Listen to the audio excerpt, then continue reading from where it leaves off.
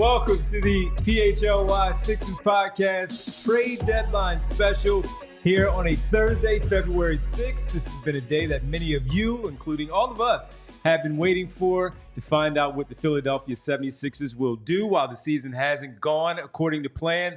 They're still technically in the mix, and they have already been involved. They've already been active in making moves. We're here to talk about all of those and look around the association at everything that has happened. Even before we step on here at 2 o'clock, some things have already dropped here in the last 10 minutes. Some trades going down, so we have to update you on those and a few others. But we want to thank everybody for hanging out with us.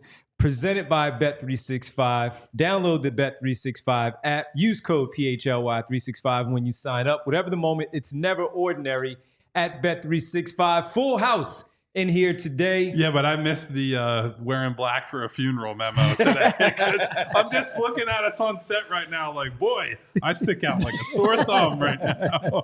Hey, Ben, bring me a green T-shirt, man, there so I can switch up and match with Kyle alongside Derek Bodner, Kyle Newbeck, Rich Hoffman. I'm Devon Givens. Bree producing as always. We got a packed house here in the office and studio hanging out with us, and we got plenty to talk about here with this one. And Kyle, I haven't seen you in a while in studio. Rich and I keep saying, man, we just know you from the virtual world of you're just a person in my computer and exactly. Vice versa. Just eCam there and that way. But just your general overview of what you're expecting of the things that have already happened and even going forward. This has already been a really active, not just with the Sixers, but the NBA trade deadline, where we've seen a lot of big names on the move. We'll get to the Jimmy Butler, James Harden, who wins, all that stuff. The Sixers got Jay Butler. They got Jay Butler. They Mission got one accomplished. So where are you as far as what more you expect by 3 p.m. today? So from what I have heard, I would not expect, at least on the Sixers end, I'm not expecting big fireworks. It's possible.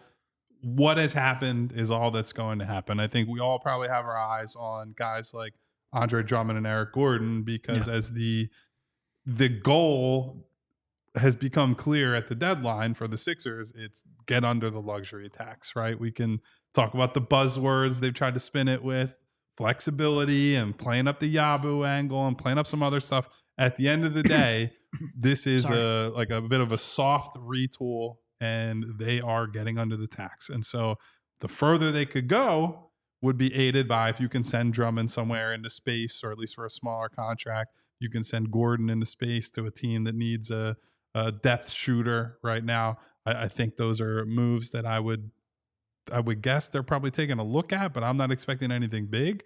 For anybody who missed it, by the way, because it only happened, news only broke or developed within the last hour.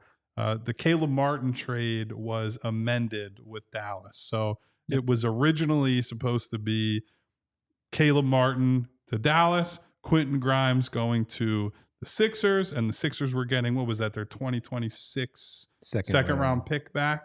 Now they are sending a 2030 second to the Dallas Mavericks. And so what I was told on my way into the office was that the Sixers and the Mavericks got on the phone last night as they're going through the process of Caleb's getting a physical, and they're taking a look at, he said, the troublesome hip lately. And they essentially came back to the Sixers and were like, hey, this is, while we're not concerned about it long term, this is worse than we thought it was. And I believe it was my understanding is they were on the phone pretty late last night trying to get this figured out. It's why Quentin Grimes could not play in Wednesday night's game. So they're sending the second round pick to Dallas now, and Grimes should be available Friday. But I do think in a trade where it's similar caliber of player, one is younger, Caleb is more proven, I do think that sending out a second round pick is sort of meaningful. If you're saying, hey, maybe it was a B, you could talk me into a B plus trade, and we'll probably do some trade grades at some point later.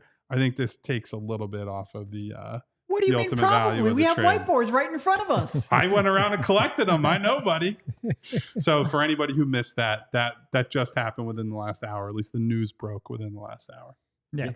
And going to what you said about trying to move Drummond, trying to move Eric, that's in part because I think a little more space flexibility under the luxury tax for this year, because clearly staying under the tax is a goal for them this year. That's part of it. I do think part of it is also for next year, because Drummond has that $5 million player option. Eric has, I think, about $3.5 million player option. And the Sixers, if you start doing the math, and I wrote about this at allphly.com, but trying to project next year while using that non-taxpayer mid-level to bring Yabusele back, that hard caps you at the first apron, they would have, and I ran some numbers, about $15 million in space under what will become that hard cap. If you could clear all $5 million from Drummond, maybe another $3.5 million off of Gordon, it just gives you a little bit more flexibility. That hard cap is going to be tough to navigate. That's the kind of deal you have to make if you want to bring Yabusele back. So I think getting off of Drummond specifically should be a priority. I also think there was some confusion in the chat. The graphic that was shown, the 2025 second rounder is still going back to the Sixers in this trade. That part has not changed. All that's changed is the 2030 second that is the Sixers own is going to Dallas. So they're still, it's basically just, they're getting their pick back, and that's still true. There is another pick that was added to the trade and is going in Dallas's direction. One player and a second for another player and a second. Yeah. Okay. Makes sense. Honestly, probably more fair.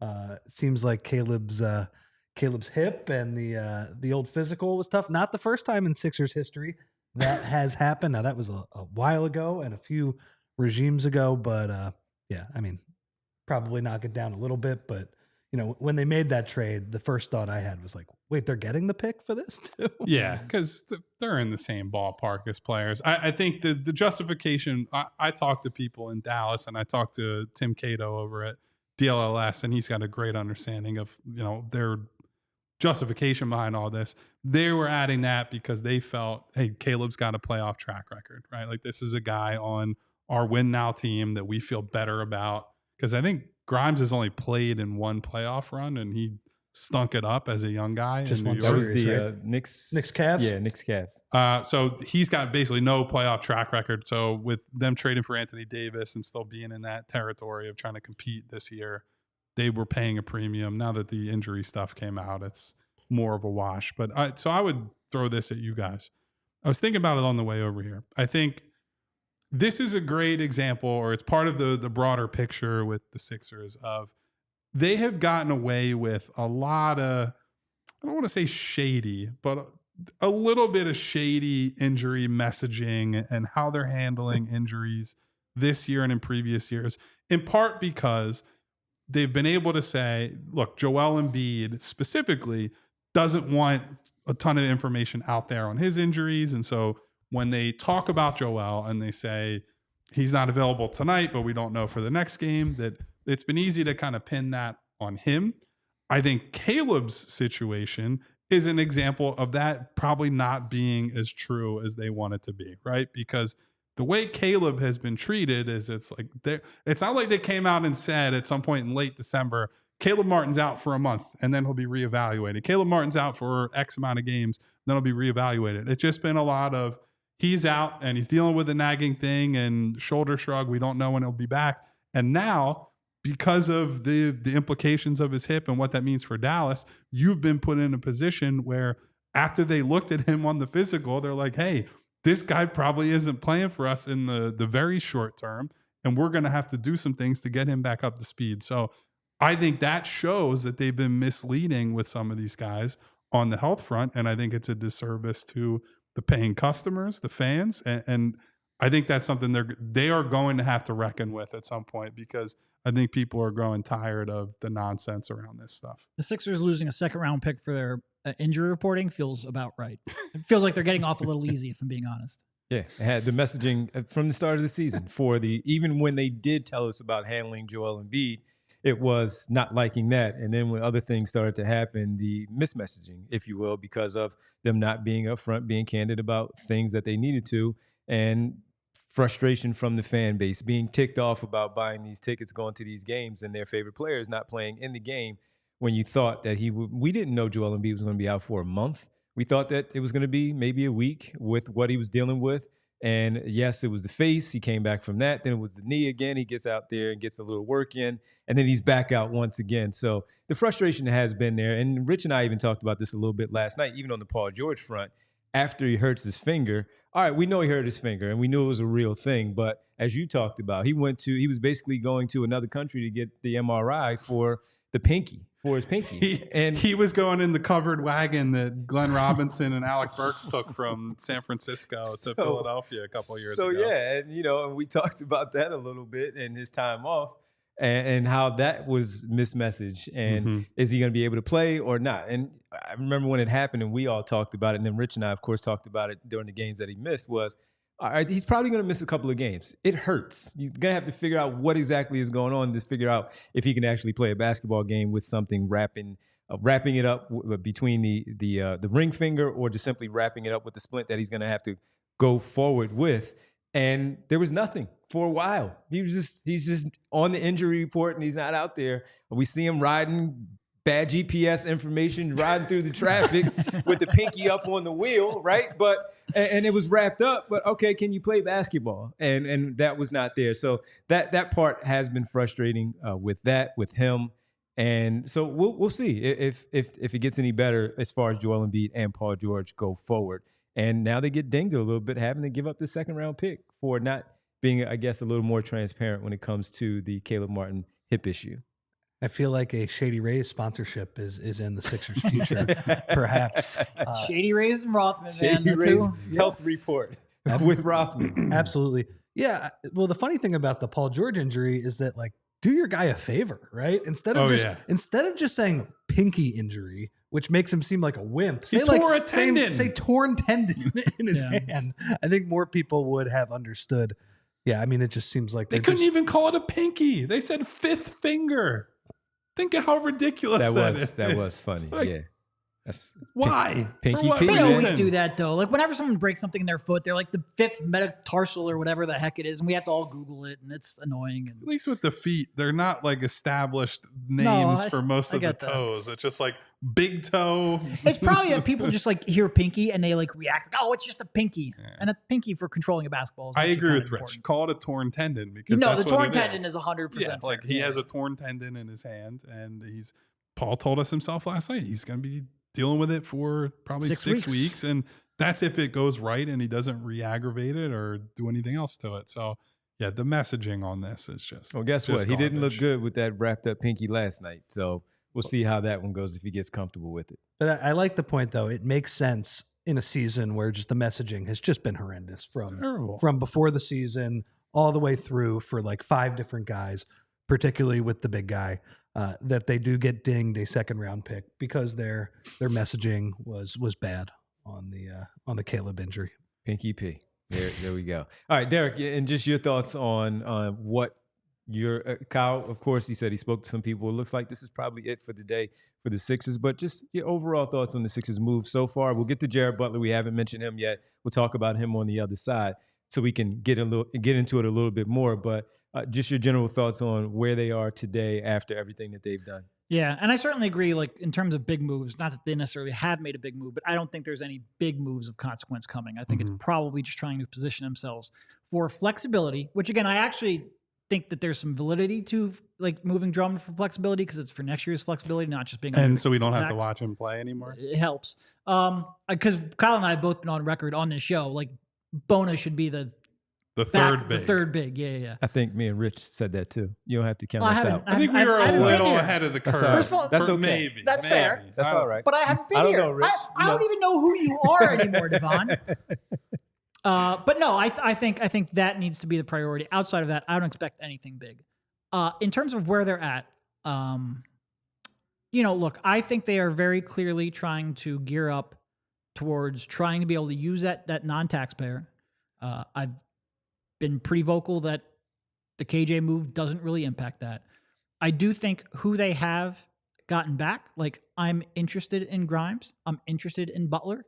I think both of them are upgrades over the guard options you had before. Mm-hmm. I think Grimes specifically is going to be a real good, perimeter defender and catch and shoot guy who's going to help on both sides of the floor. I think they desperately need that. So getting those two players, along with a little bit of youth, I like.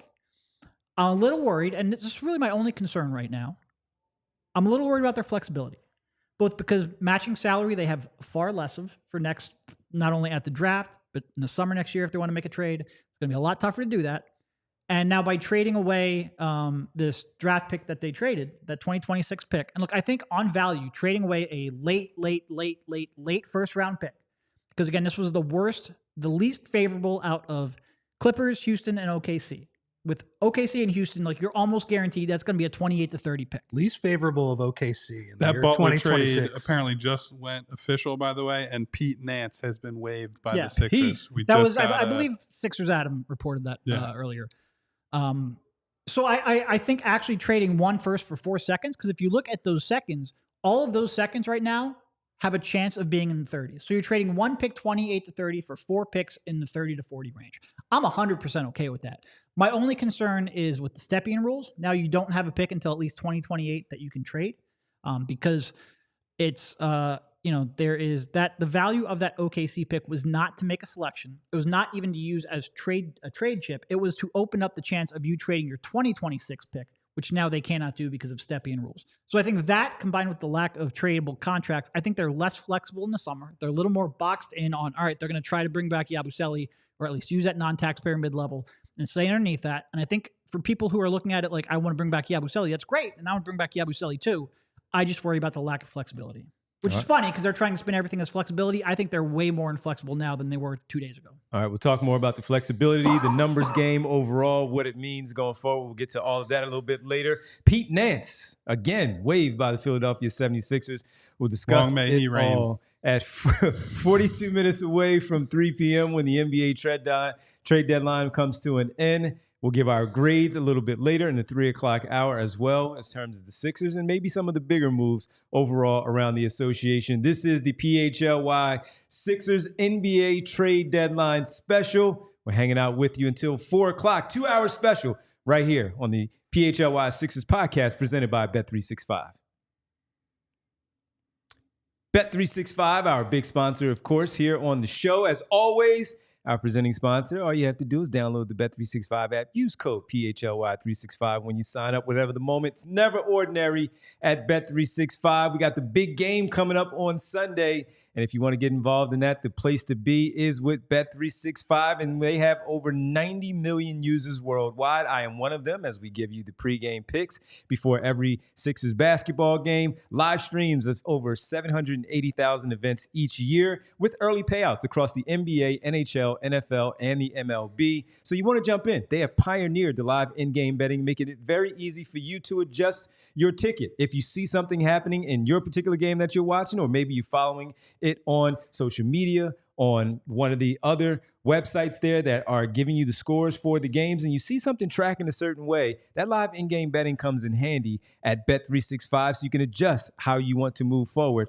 at that particular moment to adjust your ticket overall. The NBA, of course, with the early payout offer, if your team goes up by 20 points in that particular game, you get an instant payout on straight bets and parlay selections marked as winners. And breaking news, not free agency breaking news. It's the Bet365 breaking news. You can't do that today. New customers. That's why I had to make sure I let everybody know it's the Bet365 breaking news. New customers now get $150 in bonus bets when you bet $5, win or lose. Sign up now. Use code PHLY365. When you do, deposit $10, place a bet for $5, and you get $150 in bonus bets if your bet wins or loses. You can't beat that. Bonus bets can be used on spreads, totals, player props, futures, and more. Whatever the moment, it's never ordinary at Bet365. Must be 21 plus and physically located in Pennsylvania. If you or someone you know has a gambling problem and wants help, call 1-800-GAMBLER. And look, the Eagles are like literally chasing down a ring this week. While they are doing that, you can too at Golden Nugget Jewelers. Golden Nugget Jewelers is located at Chestnut and 8th in downtown Philly. It's a family-owned and operated business since 1987. If you're getting engaged, Golden Nugget Jewelers has a wide assortment of rings and wedding bands to fit anyone's style. And on top of that, you receive a final cleaning and a written appraisal with every engagement ring purchase. But Golden Nugget is not just wedding jewelry. You can find watches, diamond necklaces, diamond bracelets, earrings, and more. You deserve an expert and the best price. Golden Nugget Jewelers, where Philly gets engaged. Head over to goldennuggetjewelers.com to learn more. Welcome back to the PHLY Sixers trade deadline special on a Thursday. Now, 39 minutes away from the trade deadline. Breaking news. We do have some breaking news. It's not just part of your ad read this time. Yeah, but go for it. Breaking news. Terrence Mann and Bones Highland to the Hawks for Bogdan Bogdanovic and 3 second-round picks. Wow. Was not expecting that. I will say, Bogey, who was a longtime favorite of this show as a trade target, had a bad year. Not exactly having a good season down there. But Terrence Mann was untouchable. We all knew that. We all heard that. It is so a great snapshot of how quickly the league changes, right? Where we're talking about Terrence Mann is untouchable and Bogey as this like, man, if the Sixers could get that guy, they're really cooking with gas at the deadline. And then it's like, why don't we just swap the two of them for some seconds and nonsense? See, Devon, you weren't wrong as part of your ad read. You were just ahead of the curve. Yeah, see, I was right on it. Breaking news right there. The Hawks making a couple of deals. Since we did that one, you might as well tell about the Cleveland and the Cleveland and Atlanta deal, where DeAndre Hunter moves from Atlanta to Cleveland for Karis LeVert, George Niang, and a draft pick as well. What do you make of that one now that you also have this move following with Bogdanovic on the way out with Terrence Mann and Bones Highland in? Yeah, I mean, I don't think it changes necessarily Atlanta's perspective all that much. I think Cleveland's probably the one who was more interested in that trade. I think they need to shore up their perimeter defense a little bit. It's going to be interesting to see what Atlanta ultimately winds up doing. Obviously with their injuries, this year has taken a significant hit. I was going to say they're really on the teetering edge of the Derek Bodner bold prediction. Hawks will be buyers. I don't know that. Yeah, I don't know if that. I don't think they're really sellers, but they're not. Well, I think they're leaning right? Sell right now, but maybe they flip some. I don't know. Because I got the Jimmy one right. Your bold prediction was Orlando. Oh, listen, my bold predictions are in the shitter right now. I'm not sure I'm going to classify this as being sellers per se, but it's definitely closer than your Orlando prediction, so I'll take it. Oh, listen, my other one was the Suns would have the best offense in the league, so that one certainly ain't. That looked good for 10 games, and then those guys kind of went out. They did what they did. Mine was the Clippers not making the playoffs, and here we are. They look a little bit better than I expected. Can I quick detour into? So I did mention right before we went to our ad break that the Butler trade went official. I sent Bree. The Sixers already posted a tweet. He doesn't have a jersey number. It's like the Modell's off the rack, just like generic Sixers jersey. That's always part of the press release. He has no known number. I'm waiting for Jared Butler to take the floor. So he wore number 4 in Washington. And that's retired. So maybe they just didn't want to put a number on him, even though you can just put a number on him. Just give him Pete Nance's 22. Or just do like a headshot. If you're going to, it just looks insane. At least the jersey with the filler on there. Or just cut it off at the filler. There are a lot of ways you could go about it. I know graphic design is not my area of expertise necessally, unless we're talking about making crying Jordan names. They did allow Nerlens to wear 4, so maybe they'll make an exception for Dolph again. But then they retired it after that. I think it was retired before then. I think he got an exception for that. It probably was from the Shays family. Yeah. No, Dolph got retired when we were covering the team. It might have been right before. I think it before. Was after. That's what I mean, yeah. This is what the Sixers have brought us to. We're talking about when Dolph Shays' number was retired and why Jared Butler I looked up his number in college. He wore number 12. Nobody's wearing number 12 right now. They could have put 12 on the jersey just to put it on there, just for the photo. If he wears number 12, will you stop referring to Tobias as 12 on the show? Yes. I mean, then again, how many times have we brought up his name or 12 over the last 3 months? Well, we will tomorrow because they play the Pistons, and we have to preview and then react to the game. So we'll do that. I think they retired Dolph Shays' number, and they also gave him one of those little statues that nobody knew about until the Iverson statue last year, and everybody freaked out. And I was like, guys, there's 1 million of those, and they are behind a gate in the Sixers practice facility. Rich, why'd you have to call them the little statues? Because they're little. That's why. All right, they're normal size. Find a new slant. Let's get to Jared Butler though, because that is one that happened before we got here, and Jared Butler, Rich, traded to the Sixers. Reggie Jackson, who lit him up last night, and with that 8 straight, boy, 8 straight, taking him and his goggles to Washington right now to team up with Chris Middleton and Jordan Poole. Jared Butler, 4 second-round picks for Reggie Jackson, and the 2026 Rich first-round pick. He is on a 2-way, which is also why the Pete Nance move was probably happening, because Pete Nance was on the 2-way, and Jeff Doughton, along with Justin Edwards, for the time being, are the 2-way guys. So your thoughts, your opinion on this Jared Butler move. And this is one of those, remember in the NFL, oh, this guy lit up my football team, so let me go get him. He dropped 26 in that Washington game. It is a really old school GM trade. Exactly, right? Boy, he had one good game against us. Let me go get him. Right, Rich, he dropped 26 on the Sixers a little while back. Now he's one of your backup guards. I think the biggest winner, Devon, is us four and everybody who's in the chat who watches this team on a regular basis, because it's kind of deflating when you're trotting out Reggie Jackson and Kyle Lowry in the year of our Lord, 2025. It's very but you did say when Kyle wrote the story that the numbers look pretty good with he and Lowry on it together. Yeah. Every time Nick talks about that lineup, he goes like, I don't know how, but it's working. It's working. Yeah, and even last night when you looked at like the plus minuses, they actually were both pretty good. Yeah, I mean, they needed somebody under the age of 35 who could dribble, who could, potentially shoot, do all of those things that, like a guard can do. And obviously, like Jared Butler, Derek, how often do guys on two ways get traded? I feel like it's happened a handful of times, but it's very rare. Feel like that's pretty infrequent. Yeah. But I think overall, like Jared Butler has played a little bit better this year. I just looked at his stats. He's taken a lot more shots inside the arc and doing pretty well with those. So a little more versatility there.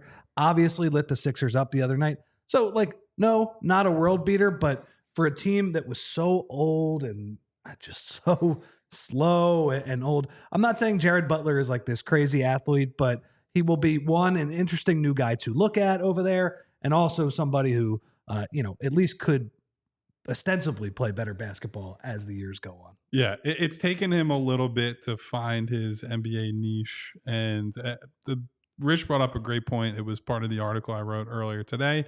He's getting to the rim a lot more. We're talking about a guy who it was like 6.5% of his shots were at the rim in his rookie year, which is just anemic. It's a guy who can't get by people, who hasn't figured out how to adjust to. He's 6'3" with a 6'4" wingspan, right? Like his size is going to be something he has to deal with and contend with the rest of his career. But over the last few years, I think what I've seen is he's really figured out how to mix his speeds, how to play with pace at the right times, and work in the cat and mouse game as a guard. He is a pretty pedestrian playmaker, right? Like he's not somebody who's going to come in and just set everybody up and do that. But if you're just looking for someone who can dribble the ball, who can shoot a little bit, who can be a source of offense for them off the bench, he's going to be perfectly fine at doing that. I think if you give him some minutes with somebody like Bona, I think he certainly is capable of, we saw it firsthand with Rashawn Holmes, just like run the pick and roll, throw it up there, hit the lob. Devon will be very happy. Thank you. The 1 to 5 times that happens between now and the end of the season. Right, baby. And so it'll be good. And I think as the roster starts to take shape, you can see like, okay, if you have a bench unit that looks something like Butler's the backup guard, he's playing next to, you have Grimes in the backcourt for some more, defensive toughness. You have Edwards as a bench shooter when everybody's healthy, two-way guy. Mm-hmm. You still leave PG out there with Joel, and then it's Embiid at center. That's a look that I like, right? It's got a good blend of youth, athleticism, shooting, and then Joel behind it all. Whether Nick Nurse decides to go that way is another story, and the concern that I continue to have, because he's still on the roster, is will Kyle Lowry continue to get opportunities, especially in double guard lineups? The answer is probably yes, and I'm going to be pulling the hair I have left out. Yeah. No, if you're looking at like next year's guard rotation as Maxey, McCain, Grimes, I think Butler could be a fourth guard. Perfect fourth guard. Yeah. No, and to your point, like he's not a great athlete. He doesn't shoot a ton of threes, but he shoots them pretty well this year. Pretty low sample, pretty low volume. But I think he has enough in the arc, craft, and scoring ability to be that fourth guard.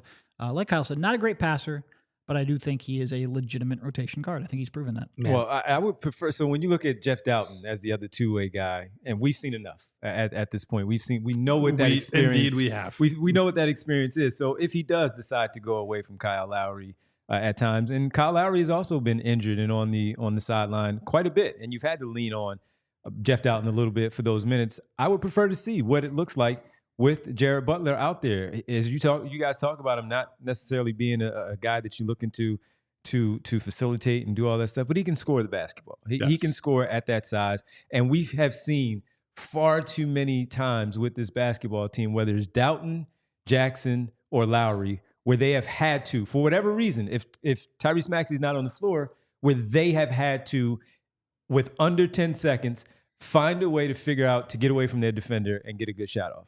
He can do that. Mm-hmm. We're not saying he's going to score every time he does it, but he at least is a younger player who has the skill set to break down his man and get a good look. His body isn't falling apart yet. Right. Because he's 24 years old. And his body fell apart a little bit a way ago, which is why, when he came out of college, which is how it happened. So that's why it's okay right now. So I'll take this. I'll take this move right now to get a good look at him for the remainder of the season. 30 games left. Not saying he's playing in all 30. It's just an opportunity to see another guy. And until we find out if anything happens from now until 3 p.m., or a little bit after, because the league has to officially, some of the stuff has to go through, or buyout candidates, this is just another player that we've talked so much hammering home. Can you dribble?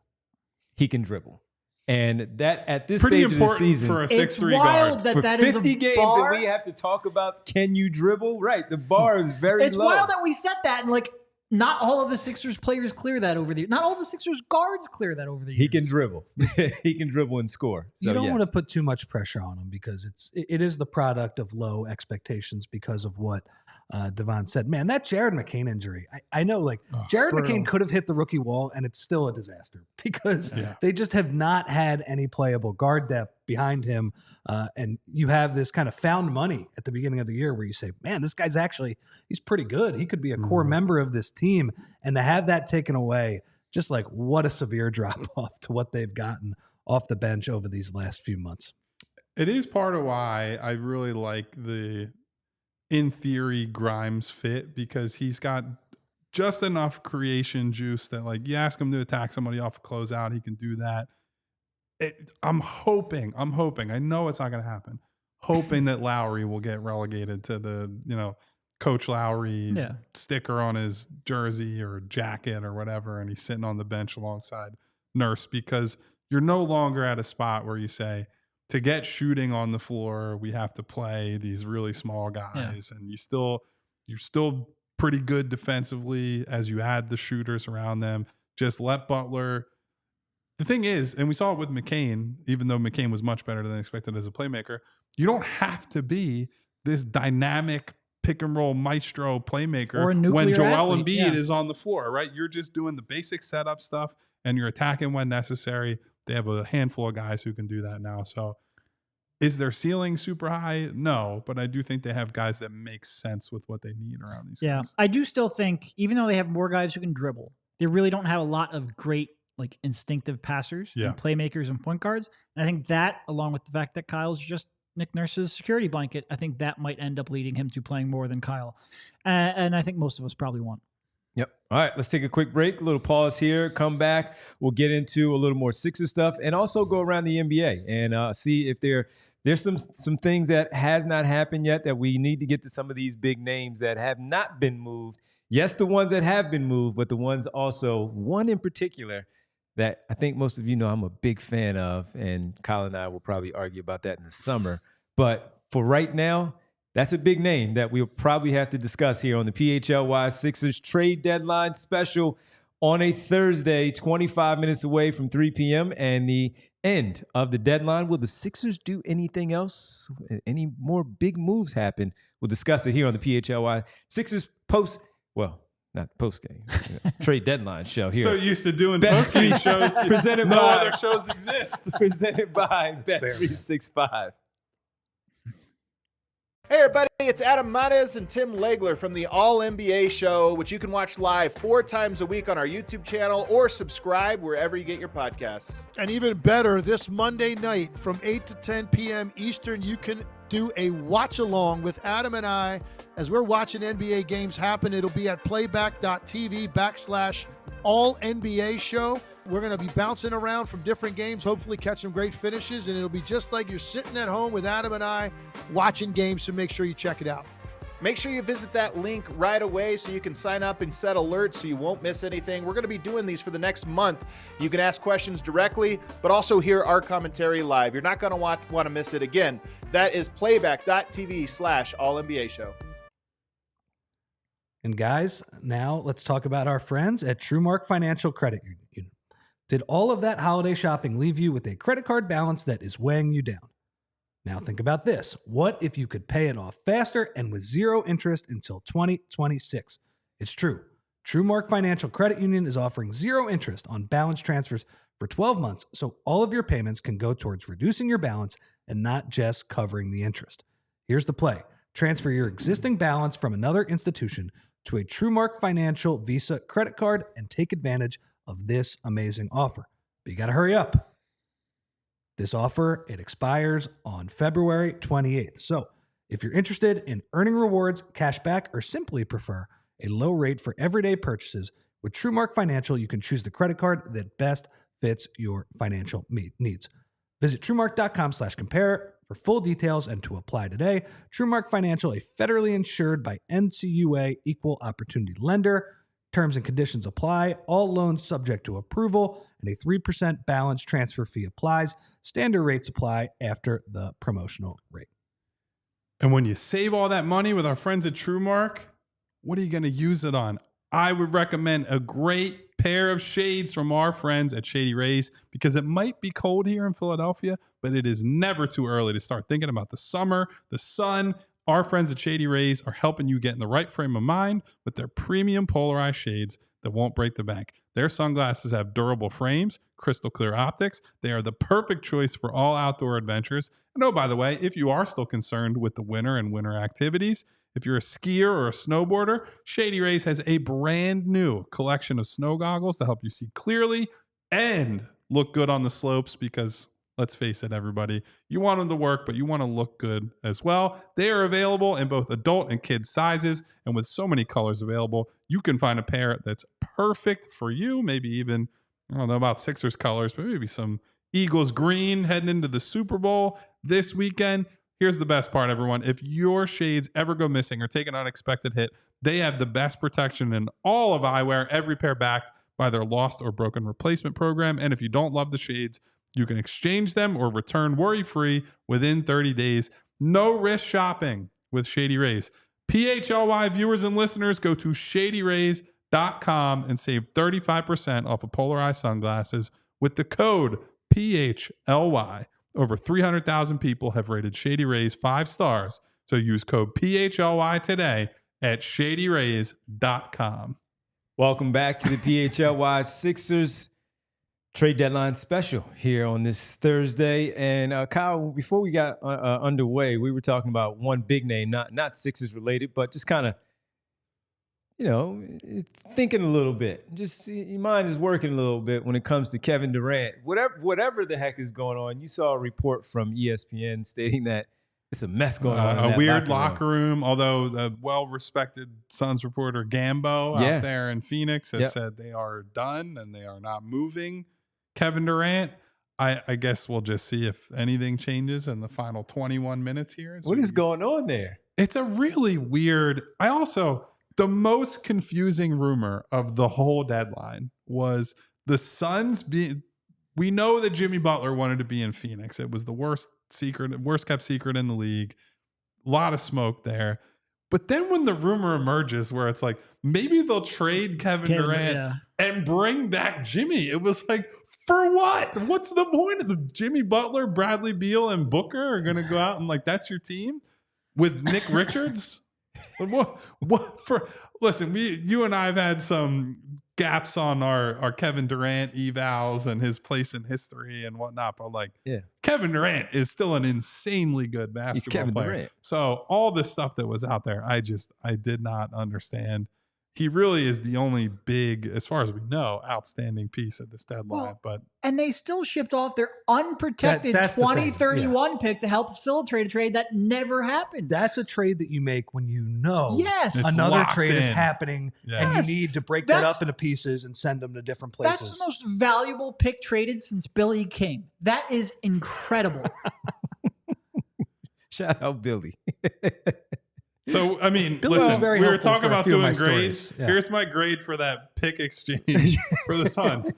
F. Oh, the lights are really bright around here. Oh, no. So Darkness. we need something different than the black marker. I'm going to have to find my green marker around here somewhere. Maybe that'll be better. There's an orange. These lights blue. are overtuned, man. I need my shady rays over here, too.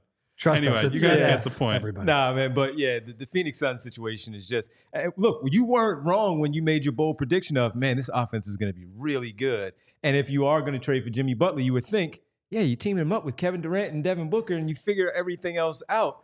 That made no sense. And now you're multiple reports saying he was being shipped back to Golden State, and then he had no interest in going back to Golden State, which is also another. And by the way, I whole respect that the Warriors were like, okay, like that was the ending there for Durant, despite the fact that they won the titles, was clearly not good, right? There are a lot of the Draymond comments, and I think Bob Myers actually said today on ESPN that Kevin's really the only person who has suffered as a result of that. So like he's the one that took a hit to reputation and like.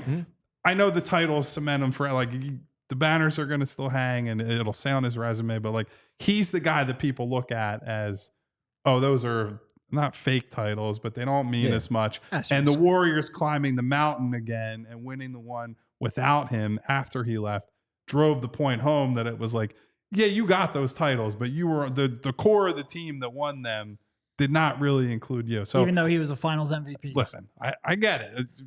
I saved those for you the and summer. Devon and I are going to have a whole, the two of us will just sit here and yell at each other for an hour about those titles and that decision and whatnot. But so anyway, I respect that the Warriors looked at or listened to him and said, as good as he is, and he's better than Jimmy Butler still, we're not bringing him back because he doesn't want to be here. Rich, what do you think about that whole Phoenix situation in general? Since the owner took over, Matt Ishbia took over to where they are right now, including the Bradley Beal deal. Been a disaster, Devon. It's been an absolute disaster. And we're not just saying that because, you have some family ties involved with that trade. But what did Brooklyn get for the KD trade when you also factor in they were able to ship out McHale? I guess they're not going to ship out Cam Johnson, but waiting on that one. But I think that'll. There's been like no smoke. Remember him, like a week ago when people were like Cam Johnson might be the biggest name moved? Cam Johnson's staying and some much bigger names were moved. Yeah. Would anyone even bat an eye at this point? It's No. like, oh, Cam Johnson got traded. Whoop-de-doo. He really was for most of January considered kind of one of the top names, and he wouldn't even make like the third page now. Anyway, they were able to get a lot of first round picks, both from Phoenix and then when they traded McHale to the Knicks. Again, when you look at what some of these superstars are going for now, it's just a disaster. And the thing that drives me crazy is that people talk about, well, hey, look, Ishbia is all in. He's going for it. Man, that's not how the NBA works, man. Like this is not baseball where the guy who spends the most money actually puts the team in the best situation. There are limited assets that you are working from. It kind of is a zero-sum game with all of these assets, and they're just in a bad spot. I mean, honestly, when they traded for Bradley Beal, a lot of people said, all right, that wasn't a huge price, right? They traded a lot of bad picks, but you're seeing the downside of trading for Bradley Beal is that he's one of two players in the league with a no trade clause, the other one being LeBron James, and you can't move him. And he said, if you do find a team, I only want warm weather. Only want warm weather. By the way, based on Phoenix's projected luxury tax bill, $152 million for this year. I thought you were going to throw in, there was a development, Dennis Schroeder, as part of the Jimmy Butler trade. Perfect place for him. Utah. Ending up with the Detroit Pistons. Yeah. Dennis Schroeder, you have always been a Piston in my heart.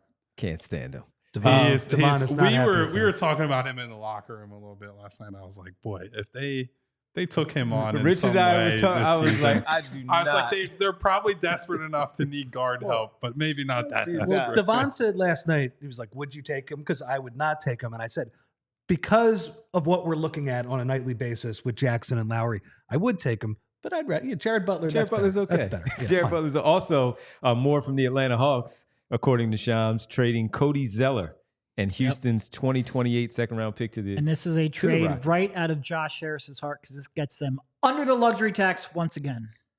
There you go. On Phoenix, though, non-McHale related. Just hearing stuff when he signed on and when he took over Matt Ishbia, the thing that got me pretty much right away was when I started to hear, and I think some of it is public, but Isaiah Thomas, the one I think most of us know about because of their ties and how close they are. Mateen Cleaves, another one. One of the Flintstones, baby. That is one of Ishbia's closest friends, but also without a title, but has a voice and gets in the way with a lot of things that go on with Phoenix. So when you don't let James Jones, who is pretty much, he's done a decent job at that executive spot outside of the Jalen Smith selection at 10 when Tyrese Halliburton and others were sitting there, did okay. He put together a championship team. And I don't know, maybe his knees being a little cut underneath him and he can't do what he really wants to do. But you get that new owner syndrome and they want to make a splash and do everything. There needs to be an Ishbia rule. Just like there's a Stepien rule, there needs to be an Ishbia rule that you take over a team, you got to wait like at least 3 months to trade a couple first-round picks. I mean, he literally took over the team and was like, oh, wow, I'm an NBA owner, and just it was bad. I will say, so on the Phoenix thing and with Bradley Beal specifically, I don't feel like we ever really talked about him all that much around here. I know there was some smoke at one point because Joel knows him and might have preferred him to Harden leading into that trade deadline, which, boy, it's a great thing that they traded for James Harden and not Bradley Beal. But some of the discussion we had at that time was, is this guy a winning player, right? And is he about the right stuff? And I think prior to Phoenix acquiring him, that was also the conversation, right? Like, he's been in Washington for a while, has just been kind of content being the 25-point-a-game guy on a bad team. And sometimes those guys can get bad raps, right? And I think we've seen a lesser version of, Kelly Oubre being in Charlotte has had this career where he's mostly concerned with, I'm just going to take a million shots or whatever, and has bought into being a winning player here.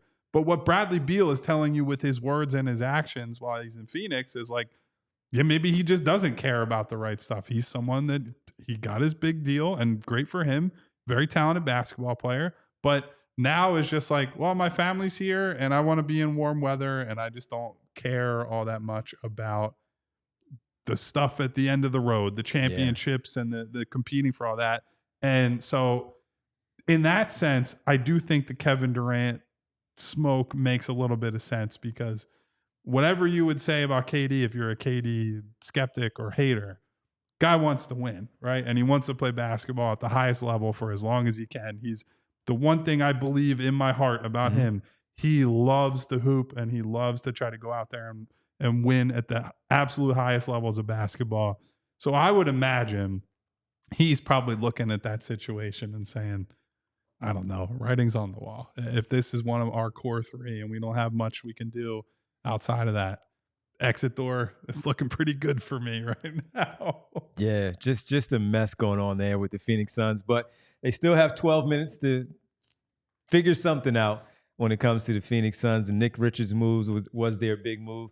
Yusuf Nurkic traded to, what was it, Charlotte? Charlotte. Yeah, Yusuf Nurkic traded to Charlotte from Phoenix. Also another piece that at the beginning of the season, he looked like a solid big man who can pass the basketball, he can rebound the rock, he can score in close. Yeah. With those three facilitators, those scorers and facilitators of Beal, Booker, and Durant, when they started losing, you started hearing his name of how they couldn't wait to get away from him. Yeah. And the players are frustrated with him. And now he's on his way to Charlotte. Yeah, and I think that's decreasing their luxury tax bill as well. So I think that's probably the primary motivation for that. When you're underperforming and the players don't enjoy being around you, you tend to get shipped off.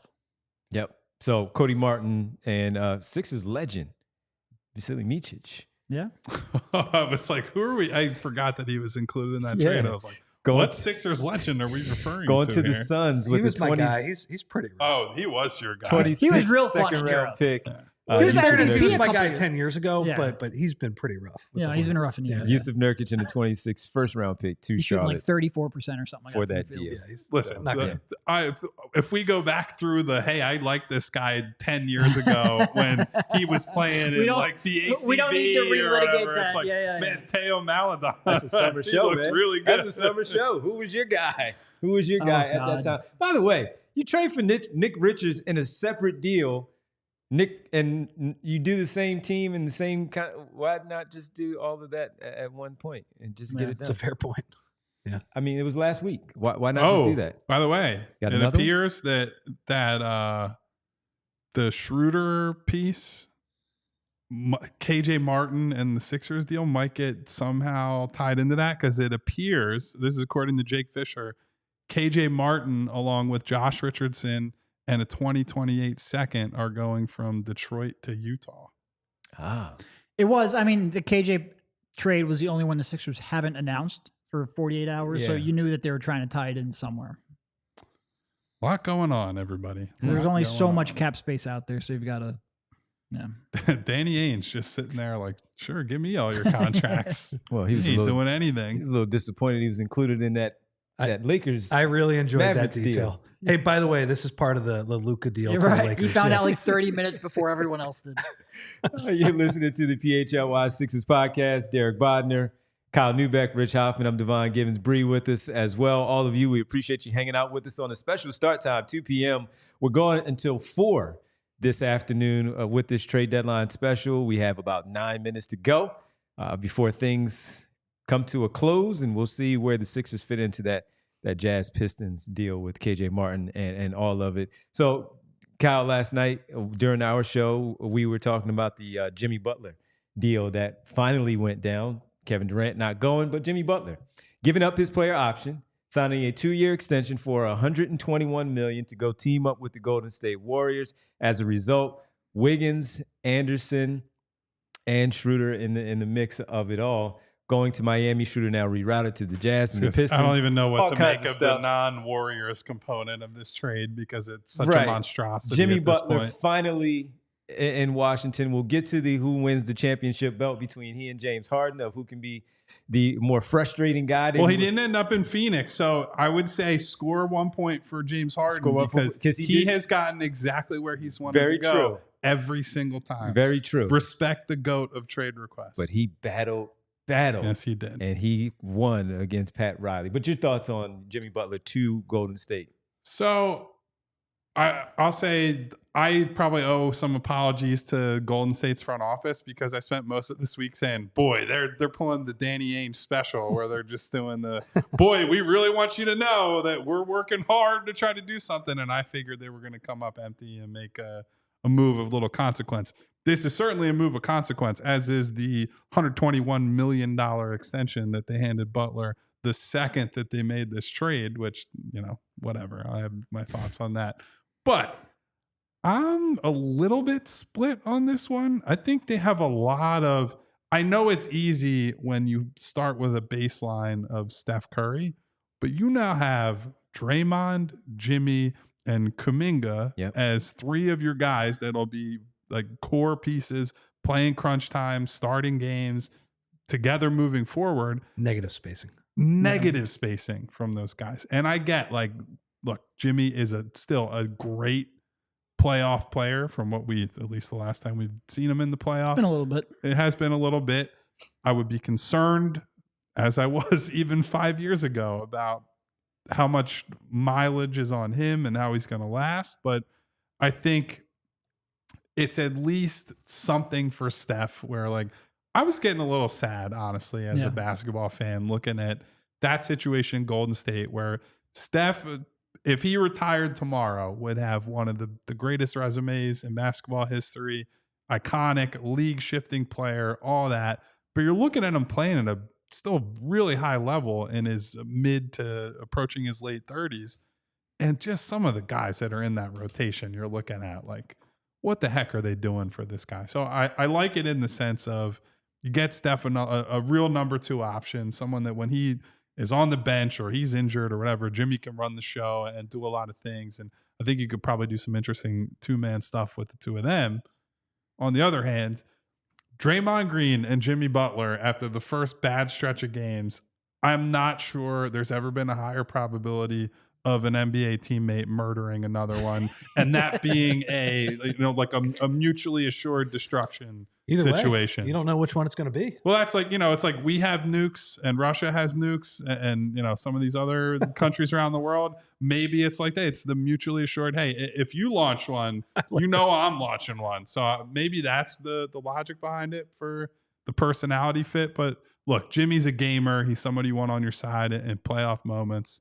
And I would think Steph has enough cachet that it's still very clear. Yeah, that's it. So we got a little breaking news 5 minutes before the deadline with the Memphis Grizzlies trading Marcus Smart, according to Shams, and a 2025 first-round pick to the Wizards in a multi-team trade that sends 2 second-round picks to Memphis.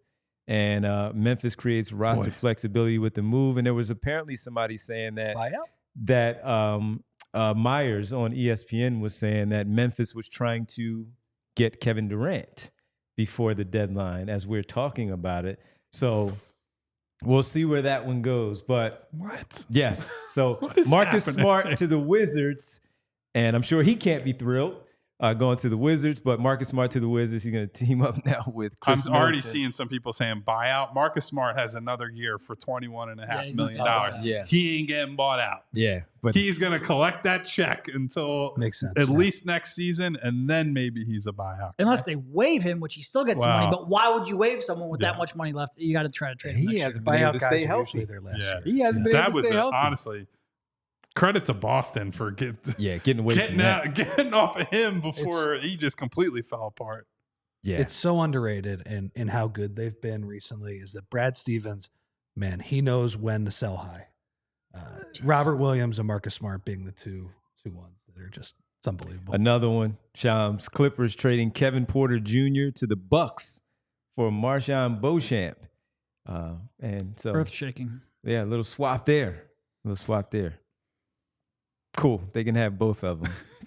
So there's that. So we're 3 minutes away from the trade deadline coming to an end here as we see what happens. We'll see if anything else drops. And remember, folks, that it doesn't mean that it's going to be done as soon as 3 o'clock hits, because all they have to do is file the paperwork, get it into the league office for it to be on the call ahead of the 3 p.m. deadline. So we'll wait to find out there. But we were talking last night, Kyle, Rich and I, and Derek will jump on in on the whole thing with Steph Curry. But the reports as it was happening was Steve Kerr closes the locker room door, 10 minutes. Steph Curry. I showed him the second I saw it, and we were like, oh, something's going down. Exactly. Steph Curry, they're saying, runs out on the floor, right, Derek? And he's not saying anything to anybody. He's just going out there to finish his warm-up routine.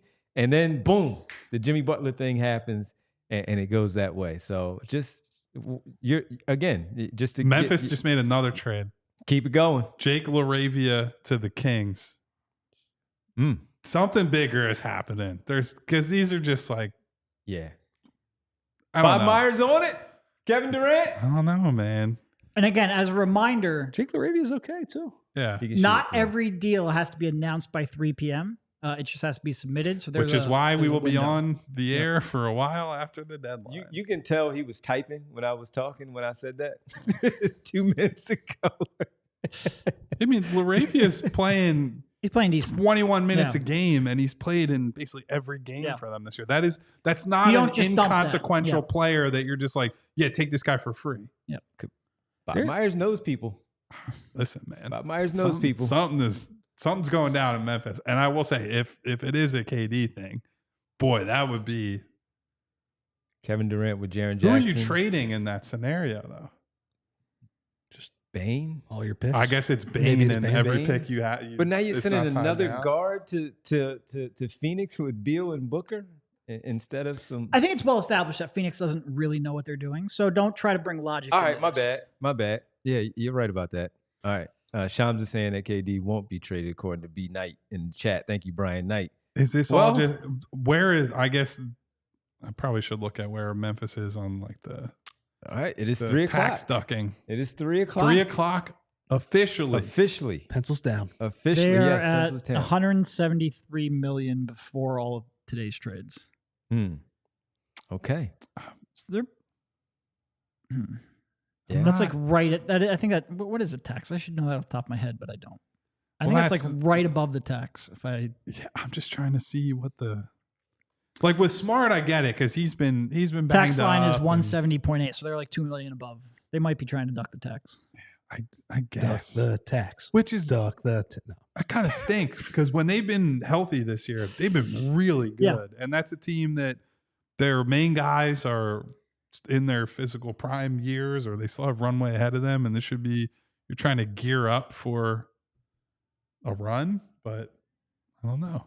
For like the real nerds too, they're playing a very cool style. They don't run pick and rolls, which you would think with John Morant, they would just run 50 pick and rolls a game for him. Yeah. They literally just run ISOs and have this kind of weird off ball movement that's really thrown people for a loop. Obviously, Jaren Jackson has been awesome this year, but they've been a lot of fun. So another buzzer beater trade coming in. James Wiseman and Cash to the Toronto Raptors. And remember, he tore his Achilles in game 1 of the regular season for the Indiana Pacers. So that's just one of those, all right, let's clear up and move him out. Yep. No, there's a lot of moves at this point come down to money, which is why the only one I was really thinking for the Sixers is Drummond, and we will see whether or not something comes through at the last minute. I think the big thing that it seems to be the theme of our chat, which is why I want to discuss a little bit, is a lot of disappointment that Paul George is here. Mm-hmm. And I know that there was smoke out there, certainly with the Jimmy stuff and teams inquired. The stuff the Sixers said was there is nothing close to traction on any of that. And like Paul is here. So I guess we all kind of have to grapple with that, right? Like Paul George is a major piece of this team for the foreseeable future. I don't think anyone sitting up here thought there was more than like a 2%, maybe a 5% at most chance of him being moved. Like Daryl Morey clearly, look, a lot of people I think either want them to go in two ways: blow up the team or like trade for a superstar. It feels like fans are on one of those two platforms. And unless you're trading for KD, there's really nobody out there who can make the Sixers a contender without Joel Embiid playing basketball consistently. So I think Daryl's going to keep Paul George around here to see if Joel Embiid can play basketball consistently. And look, Paul was awful last night. I think part of that comes down to he was, first game back. I think he's trying to figure out how to play basketball with a, brace or whatever he's got on his pinky. He was having a good 10 to 15 game run before then. He was finally starting to look like the player that he was supposed to be. I think some people just want Daryl Morey to go out there and dump him to get off the contract. You're still over the cap. Yeah. You're not bringing back. Look, that'll give you some flexibility, but not enough to replace that kind of production. Daryl was never just going to try to get a reset on that contract. That's not the direction Daryl was going to go. Yeah. That's the only way I thought he could have moved is if there was another older, probably star level wing player that was coming back in return. That's kind of why the Jimmy rumors were, look, I don't think they were real, but interesting at least. Cause it's like, okay, that still fits with the Sixers timeline somewhat. But yeah, I think a lot of people just want to trade him to get off the contract. But Derek, the key point you made is that they're not going to get that much flexibility from moving him. So they're just going to keep him around and see if he plays better. But I also understand the frustration because that game last night, it's like, you miss him for a few weeks and you look at the numbers and you're like, all right, this has been a little underwhelming, but he's a guy who fits with Joel and with Tyrese. Man, you watch that game last night. No, he was bad last night. Woof. So I need him to understand, brother, when Joel is not out there, you are the number 2 guy and you need to act like it. And frankly, he shot okay. Like as a 3-point shooter, he shot okay last night, right? That has increasingly not been a problem. It's that's you can tell the story of his game through just about that on offense because he can't get to the rim as much as he used to. The burst isn't there. It's going to be complicated by the fact that going left and using his left to drive is going to be an issue for probably at least the next month or so, if not longer than that. So it's going to be tough sledding ahead, man. Joel, at the end of the day, has to come back and do a ton of heavy lifting as he's had to do in years past. There's a part of me that wonders whether him playing through this pinky is the right thing. And look, I know people are going to hear why can't he play through a pinky? Well, because if he gets hit and you reset the clock on that, then you're screwing up with your playoff run. There's part of me that wonders if just give him the next 4 weeks off or whatever it would take to get that to heal so he can play without the splint. and maybe you give your young players a chance to shine. You get Paul a chance to heal the injury without the risk of re-injury. I do worry that he's going to be ineffective over the next 4 weeks because I do think I think having that on your hand impacts your ball handling, impacts your willingness to drive. Like I worry that he's not going to be the same player he was, and you're running the risk of re-injury. But you also need to get some chemistry with the big three. So there's no great pathway forward. But I think this finger is a bigger deal than I think people expect. As the game ended and we talked about it, it was frustrating. I'm watching them play last night, as you guys said, and part of it was because, hey, man, if you're out there, you're out there. As Kyle said, if you're out there and Joel Embiid is not there, you and Tyrese Maxey are the guys. Joel Embiid, yes, it wasn't his finger. It's been his knees and his face and all, but he comes back and gets you a triple-double. He helps out winning. Paul George did not really help out winning last night when they needed him to. They didn't need him to get 30 and get a triple-double. They just needed him to get maybe 15, 16 points last night, and he had some good defensive plays. He knocked down those 3 3-pointers. He also missed a couple of open 3-pointers that he had some pretty good looks. He had some favorable matchups, and he didn't. So to your point, I agree with you that, hey, maybe you just don't need to be out there last night, because what we've also seen was Justin Edwards getting some good minutes, the fast-paced team that the Sixers were led by Tyrese Maxey, and everybody playing their role. And with Paul George back, now you're again trying to reincorporate a guy into what has been working with that style. And he couldn't find a way to get into the rhythm of playing with that particular group and be effective and help winning. And he did not. So maybe he does need to sit down, because we did see a brand of basketball against some really good competition in beating Cleveland and playing to the wire against both Denver and Phoenix and losing those games. Last night was another winnable game that they cannot continue to drop these games. Yes, they're going to be in the play-in, we think, and they're going to be somewhere in that 8, 9, 10. But if you want to start to make some noise, you have to steal some of these games. All right, Phoenix, against Denver and Boston, sure, they're much better. Miami is not that much better. Was not that much better last night, and they were also coming off of a back-to-back. They also had to get on an airplane, and you can't drop those games. So that one was a little frustrating. So maybe he does need to sit down. Maybe he shouldn't be playing against the Pistons tomorrow and the Bucks on Sunday to heal up a little bit better, or get comfortable with that splint on his finger to go out there and play. Yeah, and look, people are like, killing him because that game was really bad. I 100% get it. It was bad. But like right before he got injured, he pretty much won you the game against Cleveland. He played really well against the Knicks. He played well against Orlando. I think he was starting to round the corner. So like saying he's he's never going to be a first option. He arguably wasn't for most of his time in with the Clippers. Mm-hmm. He hasn't been for a while. To completely say he's like his time as a useful NBA player is past. No, we're not there yet. He hasn't played basketball in 2 weeks, and he's got to figure out how to play with a pinky. Yeah. I have to reinforce, when Joel's not out there, it's just like you're pretty cooked, right? Like you're not going to win a lot of games.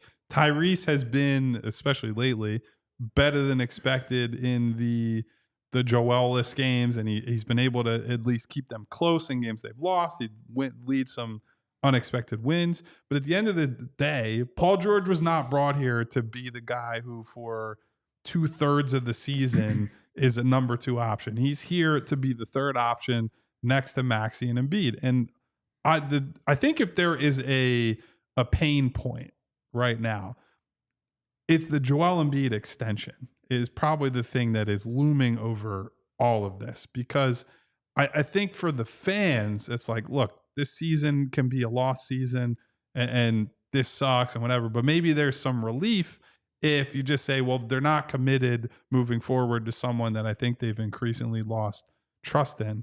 But to have this be the year for Joel, after inking him to another extension where he's committed to this organization for another 4 years, it's like, there's no good ways out of this right now. No. And I do think that, Derek, you brought up the significance of that outgoing first-round pick today in the Butler trade, where it impacts what they can move in the future.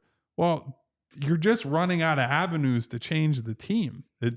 By and large, you are locked into this group for quite a while now, and you can make some Caleb Martin for Quentin Grimes type trades. You can get younger in the backcourt with a a Jared Butler. You can hope for development from McCain when he comes back from injury next year. Maybe a Dembona is able to step up and become, like a true backup to Joel and give them some dynamic rim running and stuff off the bench over the long term. But like, I don't think people are coming to grips with the fact that you're just, this is it for a little while. And if you tune out, or if this is not what you signed up for and you're upset, I completely get it. But hoping for a Hail Mary in the final half hour before the deadline that Paul George is going to get moved, or they're going to come up with some rabbit out of the hat this summer, I just don't think that's the case. You need internal improvement. You got to nail some of these picks along the margins that they'll have coming up in the years ahead. That's how you're going to get better. Yeah. And look, I'm not saying that Paul is perfect. I'm not saying he hasn't been disappointing. Of course he has. I think in part, a lot of players are going to be viewed as disappointing if Joel Embiid's not playing basketball, like we viewed Tyrese Maxey as disappointing for the first half of the season. But Paul's been disappointing in his own right. He's been injured, yada, yada, yada. Like, we all get it. I think what Rich said earlier, the only way he's moved is, I think, if Daryl's finds somebody he believes in more, like in a star trade, maybe somewhere where you're packaging some of these picks that you have. I don't think he's looking to get off of that contract. I don't think he's looking to split that contract into two. I think he still fundamentally believes that you need a really good third player alongside Joel Embiid. And Tyrese Maxey. It's just, is he that? Yes or no? If not, then you end up moving him for somebody bigger or equal, not to get off the contract. My issue with the George thing is he couldn't control the injuries, whether it's the pinky or the knee issue with the left knee in the preseason and then re-injuring it a little bit earlier in the regular season. There's nothing he can do about that. But for us to sit here and say that, yes, with Joel Embiid out there, you're not going to win. The plan was for, as Kyle railed on it in the very beginning, Joel to miss games. And when Joel was going to miss games, it was going to be Tyrese Maxey and a healthy Paul George out there on the floor. It's two different offenses. You knew he was going to be your second option when Joel Embiid was not out there.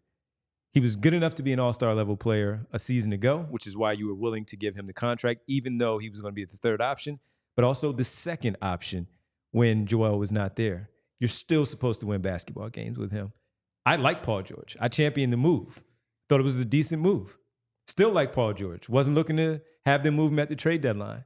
He can't control the injuries. But when he is out there, if he's out there, you give him credit for being out there. But if you are out there, as Kyle said, you have to play. Joel was not going to play. That was made clear after they won on Tuesday night. It's an organizational mandate. We know. Right, exactly. So with it, that's my only thing. We are 50 games in. And with us being 50 games in, we still can't count on Tyrese Maxey and Paul George to lead a unit to win a basketball game without Joel Embiid.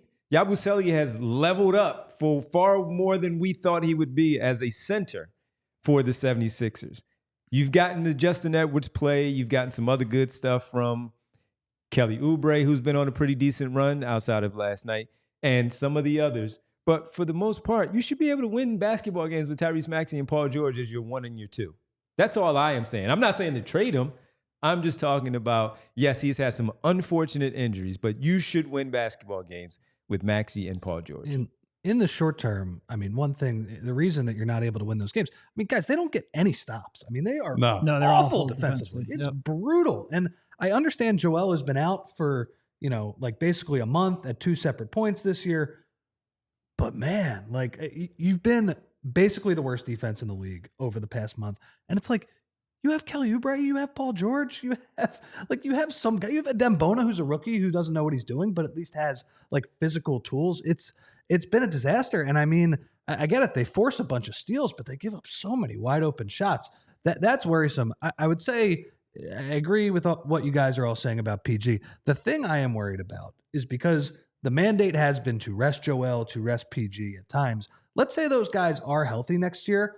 I am worried that the Sixers are not equipped to improve in these non-Joel, non-PG games because of what Derek said earlier. They're looking like they're going to give the big mid-level exception to Yabusele next year. Like, how are they getting better? How are they getting more athleticism, more defense, more rebounding?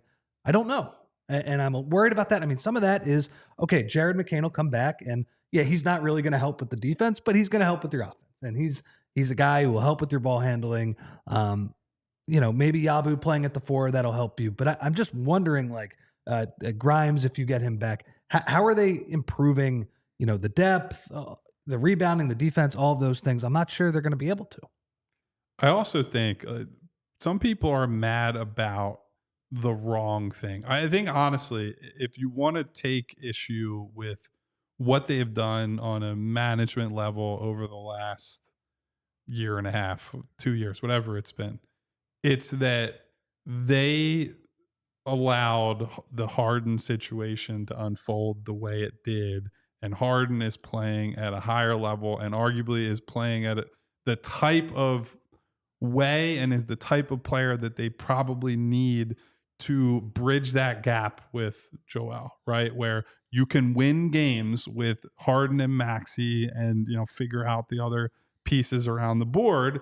But Harden is still someone that you can play with Joel, that they had a ton of success together, that helps Maxey. Now, maybe Maxey doesn't make the step forward he takes, and he's not as good of a lead guard, and that changes your future in different ways. But like once you get to last summer, the cap space was going away. Like people keep saying the cap space plan, plan. Once Tyrese Maxey signed his max extension, your cap space was gone. So your options were either pay Harden a year before, which I know from talking to all you guys and talking with people around the city all the time, bringing back Harden would have been a pretty unpopular move, quite frankly. Unpopular. A lot of people were just like, this guy's not a winner. He's never won anywhere. He chokes in the biggest moments, blah, blah, blah, and did not want to pay him his money. Morey holds firm. And okay, credit to Harden. Harden's been really good the last couple of years. But so you get yourself to next summer. And the options are Paul George is, on paper, the best player available on the market, or you can try to cobble together like, hey, maybe we'll sign a couple of role players, right? Like one of the big examples that was floated around that we talked about was Kentavious Caldwell-Pope. I would challenge some of you. I would bet you have not watched a Magic game this year that did not involve the Sixers. He is shooting like dog shit. He's shooting 31% from 3, and that's the only thing KCP does on offense. If you spent $25 million on Kentavious Caldwell-Pope and then the other 20 on, like, I don't know, Chris Paul as a backcourt leader, like a swing piece, like maybe he's a starter, maybe he's lead the bench. Like, are you fundamentally in a different place than you are right now? Absolutely not. Maybe you won a few more games because your offense is better structured and you have someone with a brain like Chris Paul in the backcourt to lead things. But like, that's a pipe dream, man. Yeah. So like, it's really reductive, and I hate that this is the case. All of it comes back to Embiid. If Joel's not healthy, there is no future. There is no short term. There is no medium term. So the biggest failure of the organization is how few games he's played and not figuring out a suitable plan to manage the swelling, manage the pain, manage the issues that he's dealing with that have prevented him from playing, because the rest of this stuff is window dressing at the end of the day.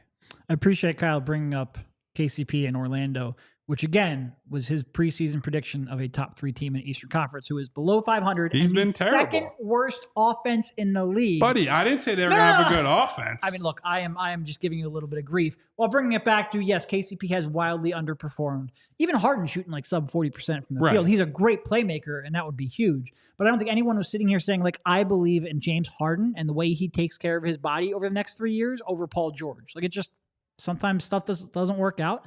And I agree with Kyle. There is nothing that could have happened with Joel Embiid playing 14 games before the trade deadline where we'd be like, I feel good about the next 3 years of this team. It's just not possible. It's not possible. all on a knife's edge because the franchise is anchored to and anchored by, in many ways, a guy who is still an incredible talent, right? He doesn't play a game for a month, and he comes back and drops a 29-point triple-double when we all have sat here and said, like, guy can't really jump anymore, right? Like, when he's going for rebounds, it's mostly like sticking his arms up. And I know that his rebounding technique has always been the greatest, but like, that's the talent level, and that's why they can't quit him. But I get it. It is an extremely frustrating situation for the fans to follow, to have to deal with. especially when, and this is why I brought up the Caleb Martin thing and the messaging on injuries. There were a few people in here that were like, why does this really matter? Well, it matters because they do it with the most important player with the franchise, right? The guy who's on a max contract from now until 2029, when we're getting close to that new damn arena that's going to be built in South Philly, right? Like, they have to be better at every level of managing Joel Embiid, because that's the guy, along with Maxey and to a lesser extent Paul George, that is either going to put them in a position to win or is going to have us all screaming at each other and driving ourselves crazy over what they did do and what they didn't do. That's the bottom line. If you want optimism, it's that over the last month, Tyrese Maxey has shown that he might have the potential to be a top 20 player, whereas I'm not sure we believe that before. I agree. And if that is the case, that's where your optimism comes from. Also, confirmed no more trades, so what you see is what you get for the Sixers. All right. It's kind of funny, by the way, that when we were doing this show at this time last year, we were talking about how they didn't have enough to trade for Andre Drummond, and the Bulls were holding on to Drummond like he was some great player, and now they're not able to get rid of Andre Drummond, which would have been beneficial. That's the one that, because Gordon's on a minimum, right? He might opt out because you can get that minimum pretty easily. Drummond's on a $5 million. Like, he was signed using the remainder of their cap space. He's not getting $5 million on the open market. Mm-hmm. Maybe he's just so ticked off with his playing time, you can get him to opt out and he'll take a $3 million minimum or whatever just so he can play. That's your hope to get him off of the contract for next year. But yeah, that was the one to me you had to move to try to make the non-taxpayer plan more viable. I'm a little concerned right now. They need to not play him the rest of the year. Yeah. Unfortunately, for basketball reasons and contract reasons. Yeah. Well, unfortunately, though, that's that not going to be like a great showcase for him that Adam Bona is playing over him every single night. But Drum has been so bad this year, man. Well, so bad. I was wrong about that one in the offseason. Me too. Yeah, so there's that. But I do want to tell you, as we hang out with you until 4 o'clock, that our diehard sign up, the special that we had going on for the big game, save for the big game, we've been talking about it for the last few days. It comes to an end today. So if you want to sign up, or if you want to pass it along, the information to someone else, your friends, loved one that you want to share the info with, sign up now to become a diehard member at just $36, our special $36 sign up deal right now to become a diehard member and become part of our community. Get great stories from Derek, Kyle, and Rich, of course, when it comes to the Sixers, and the newsletter from Rich on a daily basis, and everything that's going on, as we just talked about with the big game, the Birds playing in the big game. They got you covered there. Everybody. And we know all of them. There's like 8 people writing about the Birds right now. But, those guys are doing a fantastic job. Zach, Bo, Les, and just go, and Fran, make sure you go sign up, become a diehard member. Take advantage of that. Get a free T-shirt as well. Just $3 a month to get this great content, the best in the city, from all of my friends and my teammates here at PHLY. Sign up to become a diehard member right now. Today's your last day. Rich, staying with you on this one. Can I quick interject? Can some of us trickle out and get some food at some point? Because I know all of us are dying. Go for I'm going to it. bring pizza back for the boys right now. Go for it. We were I feel going to like do, I yelled myself hoarse. I was going to call Kyle towards the end of the 3 o'clock or 2 o'clock hour so he can walk out with his phone just to troll you guys. I decided not to because I love you all. Rich, as we look at the Sixers now, KJ Martin, Caleb Martin, Reggie Jackson out. You bring in Quentin Grimes and Jared Butler. Those are your 2 additions. Move on from Pete Nance as well as part of that two-way deal that he has there. When you look at this roster, we know about the Embiid part that we just went over. We just ran over it. 30 games left with this basketball team. How do you look at them right now with where they are, and how do you feel about their chances? Because right now, we know we're talking about, can you get in the play-in? And can you do something there? They're not tanking. That dream is over. We're not doing any more hashtags for Flag or Bailey or any or We got any a of Sixers move. or Harper, and we got a Sixers move. So, this is an interesting one. Go ahead. From Shams, the Sixers are signing Chuma Okeke to a 10-day contract out of the NBA G League's Westchester Knicks. So This was a name that I know that both Kyle and Derek did talk about in the offseason as a sneaky one-year deal kind of player. And not bad. See what he has. He was a guy who stood in the corner a lot for the Magic. I can't really say I know a ton about him. Pretty big wing, right, Derek? Yep, coming out of like Auburn, a 3-4 right? type. Big physical. Yep. Yeah. Shoot a little bit. And he had the bad injury coming out of Auburn. And with that injury with Auburn, that's why he fell in the draft. But Orlando was in a position to take an injured player like that, feeling like they can win on a signing like that. Unfortunately for him, health-wise, it just didn't work out. Yeah, health-wise. And he showed some promise as a rookie shooting. He's gone downhill since. So can he recapture that to any real degree? That's going to be the key because he doesn't really do anything on offense right now, or at least he didn't when he was with Orlando towards the end. He's not great inside the arc, despite his size. The jump shot has gone downhill. If he can recapture that jump shot even a little bit, there's a chance, but, keep your expectations. Kyle, your guy. Sixers signing your guy. What happened? Okike coming in. Oh, Chuma coming in. Let's go. Yeah, a little signing in from the G League and bring him in. Good, lengthy player out there, but just hasn't worked out in the NBA. But he's here. Yeah,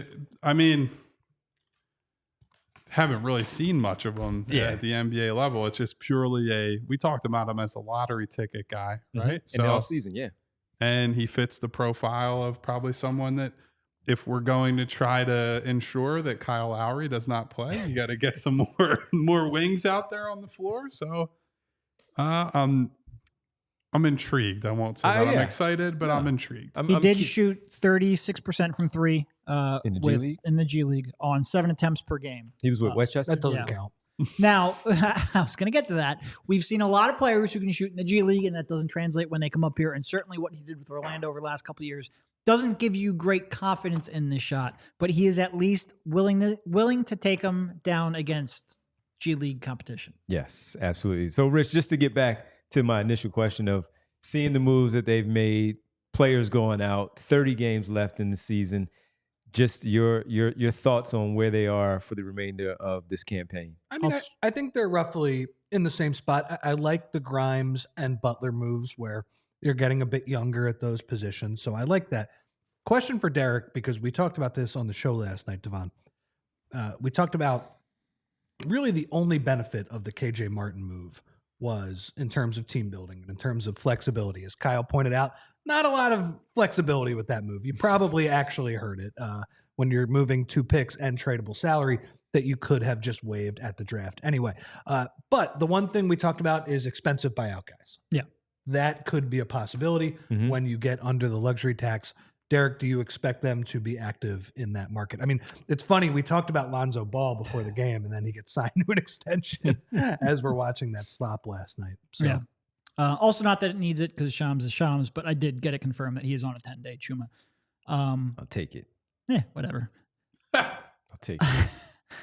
I really had to sit down and crunch some of the numbers, especially after the Reggie Jackson trade. I think they're about $3.2 million under the tax threshold. Clearly, they are not going to go over the tax, I don't think, to sign a buyout guy. My guess, since they didn't trade Drummond, is they will try to convert Edwards and Butler to, and this is just a guess, Edwards and Butler to NBA contracts. You can have them on the playoff roster, especially Edwards, who's become an integral part of the rotation right now. And if you would have told me that those words would come out of my mouth in the preseason, I would have thought you were crazy. I do think it's, if you are going to go down the pathway of using the non-taxpayer mid-level on Yabu, let's say Yabu gets 8 or 9 million of that, you still have 5 million to play with. Maybe it makes sense to wait to convert those 2 players because they would be restricted free agents over the summer. Wait to convert them using the non-taxpayer mid-level so you can give them a 4-year deal instead of a 2-year deal right now. But if you do that, you don't get them on the roster now. So my guess, and it's just a guess, is that they will use the remaining 3.2 mil under the luxury tax to convert those 2 players. And that's mostly the roster you're looking at. How many are on the roster right now after all of this? What are we looking at? What, 12, I think? Okay, so a couple of open spots. Well, I think 13 with Chuma, right? Yeah, on a 10. 13, yeah, okay, with him. All right, and that means no Ben Simmons, huh, Rich? I Never will throw say a never. ticker tape parade when he signs with somebody else after being bought out, so I don't have to talk about that guy ever again. The impossible dream. It's over. The impossible dream is over. But your outlook on where they are right now, just in general, after these moves. I mean, look, losing KJ and Caleb hurts your defense, theoretically. Part of the reason that you were, basically last in the league over the last month is, well, obviously Joel Embiid's not playing a lot of basketball. Paul George missing a lot of time as well. But also those two were really valuable in that December period where they were playing pretty good defensively. Yeah. So losing those two hurts a little bit. You gain a little bit back because I do think Grimes will be a solid defender as well. And you do definitely have more ball handling, which is a crucial part of the problem defensively is that you're putting players like Reggie and Kyle on the floor with Tyrese because you're desperate for any kind of ball handling. Now you should have more capable defense to do that. I think they're probably a slightly more balanced team now than they were a little while ago, especially because those players and KJ and Caleb weren't playing all that much anyway. I do think they are, like I said, I think the Butler trade, I like in theory. My concern is going back to what I started on the show. I'm just worried that they're so inflexible and they've got one pathway forward, which is Yabu with the non-taxpayer and pretty much running it back. And I'm worried that they're not going to have the kind of flexibility if that doesn't work to pivot. But I do think they are a little bit more balanced of a team right now. I think, unfortunately, a lot hinges on Grimes and how quickly he's able to acclimate this year, because I think him and Martin are a similar caliber and a similar type of player.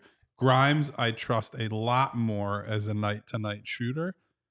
Caleb, though, is someone who can scale up the lineup defensively a little better. He's someone that I think can handle and has shown he can handle in games this season, even while he's injured, the bigger 3s and 4s, and that gives you a lot of options, especially against a team like Boston that's got wing depth and their guards are big. And so if you're looking at it as a matchup-proof thing, I'm not sure that they have that to the same degree anymore. You're trading some of that for offense and hoping that you can open the floor up. And that was the big struggle for this team, even when they were healthy and even before we had kind of resigned ourselves to this is going to be a lost season, was, boy, these guys just can't shoot and they don't have enough shooting out there. Like Kelly Oubre shooting terribly to start the year. Caleb Martin shooting terribly to start the year. Paul George shooting terribly. Maxey down the list. And some of those guys bounce back because historically they're good shooters, but I don't think you were ever going to get like, oh boy, Caleb Martin's going to have a month where he shoots 42% from 3 and he's not a hot and cold guy. He's a guy that has the odd good games, right? But you're depending on him for other stuff. So I think Grimes can do more of the closer to like point of attack defense and guard like the 1 through 3 guys. And that's helpful, not just this year, but for the longer term, because you need a guy to pair with Maxey and McCain, and at times both of them in the backcourt. I just wonder what the side effects of that are. And it's a lot to ask of a deadline role player to come in and play such a pivotal role for this team basically right away.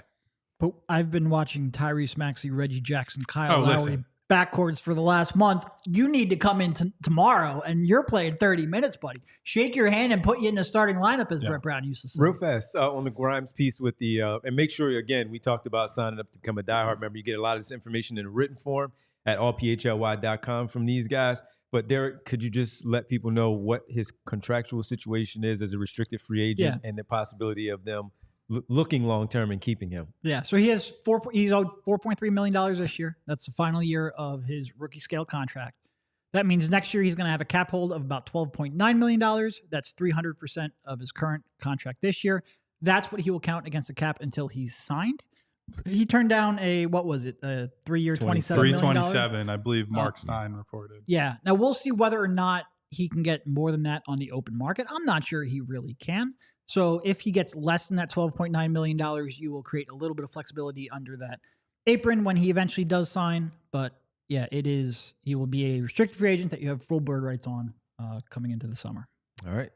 So we'll see what that happens. And Stacy Smith asks in the chat, she wanted to know if she missed it about Nick Nurse. So Kyle, we've talked a lot about Nick Nurse and how he's done pretty well the last couple of weeks. Last night, maybe not his greatest coaching job, but his job and what he has done navigating and facilitating through all of this with the injuries and the 9-3 month of December, the struggles in January, but specifically these last few weeks when it has been Maxi's team. Paul George, Joel Embiid not out there on the floor. He's been the driving force for everything. Nurse's coached better as of late, but it's just been an up and down season for him. Yeah, well, so first of all, I've said this on the show and in writing, and this is not like I'm the only person reporting this, even the only person reporting this on the show.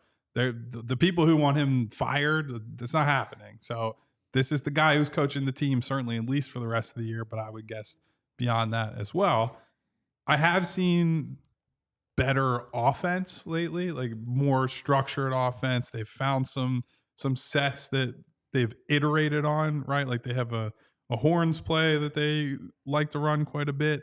They've been a more disciplined zone offense too. And that's been almost regardless of who's in there. Like it's easy to say, oh, hey, they have Maxey at the point and Yabu in the middle of the zone, that they've had good zone offense. But I think even when they've had some of these crazy disaster lineups out there, they've at least gone in with, these guys look like they know what they're doing. Mm-hmm. And that in itself is an upgrade. I do think, though, probably have to hold Nurse accountable for the fact that this defense has been so bad, and the fact that, like, look, is it his fault that the roster is as banged up as it is? No. Is it his fault that he's actively choosing to play Reggie Jackson and Kyle Lowry and Eric Gordon at the same time with an undersized center in Yabu, who's really a power forward masquerading as one? Yes, like basic rotational choices have consequences. And so I haven't loved what I've seen from him on that front. That's why I brought up, as we were talking about Butler, the decision that he makes with Lowry is pretty damn important. And I would say I don't trust him to make the right one. And we talked in the past with Doc, right? When Doc had Paul Reed and a bunch of bigs, the older bigs that were not any good, we sat here, or not on this show, but in our respective platforms we were at that point, and said, you probably have to move these guys to take the option away from Doc. And I know that people had a higher estimation of Nurse when he got here, but I'm kind of at the point that, like, if he's just going to keep throwing Lowry out there over and over again, I don't think you can keep him on the roster. And so that I think is an indictment of him. But I would agree. Like I like the response they showed after Denver. Mm-hmm. He's gotten good play out of Justin Edwards, which that was unexpected. Bona is developing nicely, I think, as the season goes along and he gets more minutes. So there have been some wins for the coaching staff, but not big enough to save this season. You needed to be here for Rich going nuts of the too long boxing ones and the too long zones. Well, he says it after the games too. He's like, well, I tried some stuff and it didn't work. And it just feels like when he tries stuff on defense, I like that he tries stuff, but man, it never works. Like the boxing one and the zones are pretty rough. So let's talk about Lowry. What do you guys think the rotation should be like for the rest of the year, at least? I think you have Maxey, Oubre, George, let's say Yabu at the 4 and Embiid starting. You have Bona as your backup center. Hopefully it'll be him or Drummond. Hopefully Bona. You have Justin Edwards, who I think clearly has earned a spot in the rotation. Oh, yeah. And more minutes than he got last night. Then you have Grimes as well coming off the bench. So what's that, 8? That's 8. Yeah. Eric Gordon's still around. Yeah, and I think he'll probably be in the rotation just because the shooting has been valuable. That's a 9. So then you don't need Kyle Lowry. 10th man Ricky. Those are 4 guards. I still Ricky's the swing guy. I still think Lowry's going to end up on the court sometimes because I think I'm not what I want. He's certainly going to call his number over Butler early, but he's going to have to. Butler's going to have to show him a reason to not play Kyle Lowry. I will believe Kyle Lowry's not in the rotation when Kyle Lowry's not in the rotation and not a second before. So the best thing Nurse can do is not play Drummond and Lowry. That's his main job so far. Yes. I don't think he's going to. Unless they get to a point where they're tanking, in which case priorities change. How many minutes do you give to Yabusele at the 5 sometimes, even with Embiid there, if Bona is not playing well that particular game? I like the rotation they had the other night where they start Joel, they play Yabu at the 5 for a couple minutes, let Tyrese go crazy, and then you have Bona play the normal backup minutes for the most part. So not a ton, but a few minutes, and then you kind of determine based off matchups how it looks. I think like Yabu at the 5 is clearly, it's an all offense type of lineup. It's really bad on the defensive end, but it's really good on the offensive end as well. So if you exclude Drummond and Lowry, you're looking at Bona, Edwards, Grimes, Butler, Ricky as a swing, and that's your 9-10. Yeah, I forgot about Butler too. Butler could also be in there. And Gordon. Don't play Lowry. You have enough guys where you have better players than him. I wonder if they would consider. I know that they broached this early in the season and was not necessarily received well. Bumping Kelly to the second unit, starting Grimes with PG, Yabu, Joel, and Maxey. I've said this on the show 100 times. The politics of the locker room are always the big thing there, and I think Oubre, compared to some other guys, would not react as well to that. But I do wonder if getting a guy who is the superior shooter for sure, although Kelly has been a good defensive player on a team that has needed those this year, I kind of lean toward I would like some more shooting in that lineup. No, I agree with that, and that's part of why. It is a key acquisition. And like we talked about on the emergency podcast that we did the other day, and like Kyle wrote about, he's a pretty good fit alongside of Maxey. Theoretically, a pretty good fit alongside of McCain when he comes back.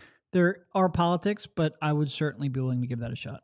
The shooting is a significant difference. Not only the ability to make it, but the Grimes is a pretty willing shooter as well. It's hard to predict where they'll be because of the 30. I said 30 games, 32 games. It's hard to predict where they'll be with the inconsistent play of at least availability of Embiid and George to know where exactly this team will be.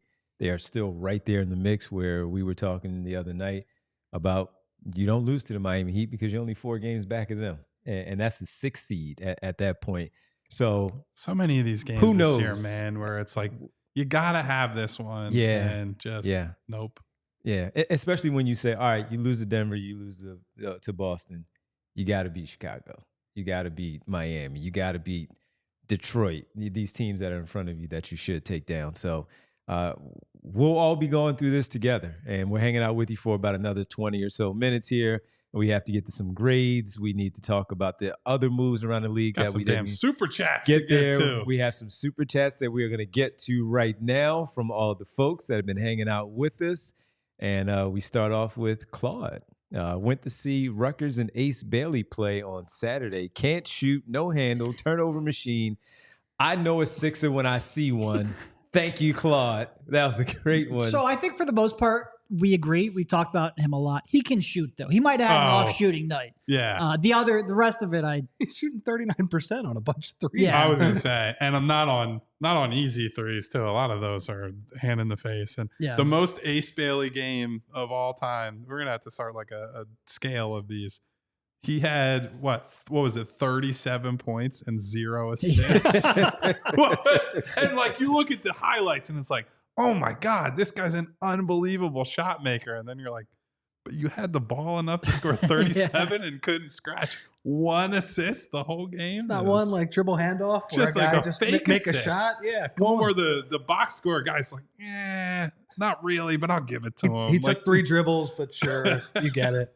Unbelievable. Ricky Crazy Davis player, line, man. That's a Ricky Davis line right there for you. All right, thank you for that super chat.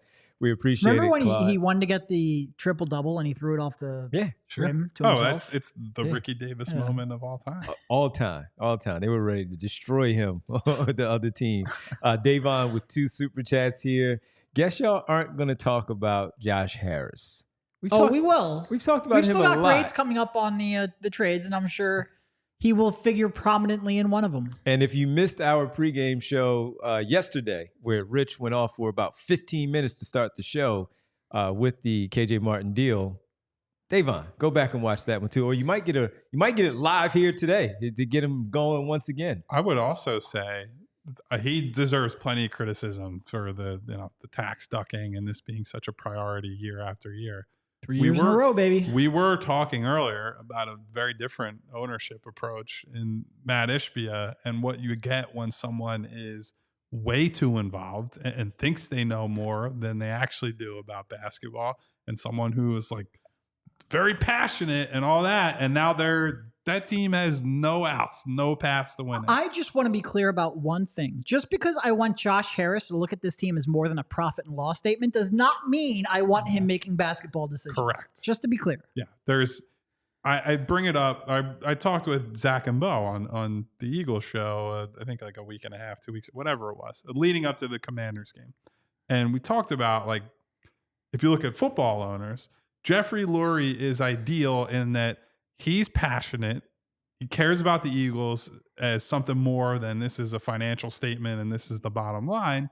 But he hires smart people and he says, I'm gonna observe, I'm gonna be watching over this thing, but I'm not micromanaging. I'm not getting into the weeds and saying, like, I know more than you, compared to, let's say, a Jerry Jones in Dallas, who he's super passionate. He's involved with the Cowboys, and he really shouldn't be at this point. And so it's those guys that buy these teams, the very ego-driven billionaires, think they know everything. And so I think in this case, the devil is better than a lot of options, but I understand it is that, especially when they duck the tax for a third straight year. Yeah. That you can't spin that. You can't sell that. And it's the reason that Derek wrote a whole article about it, talked with these guys. Rich tore them to shreds last night.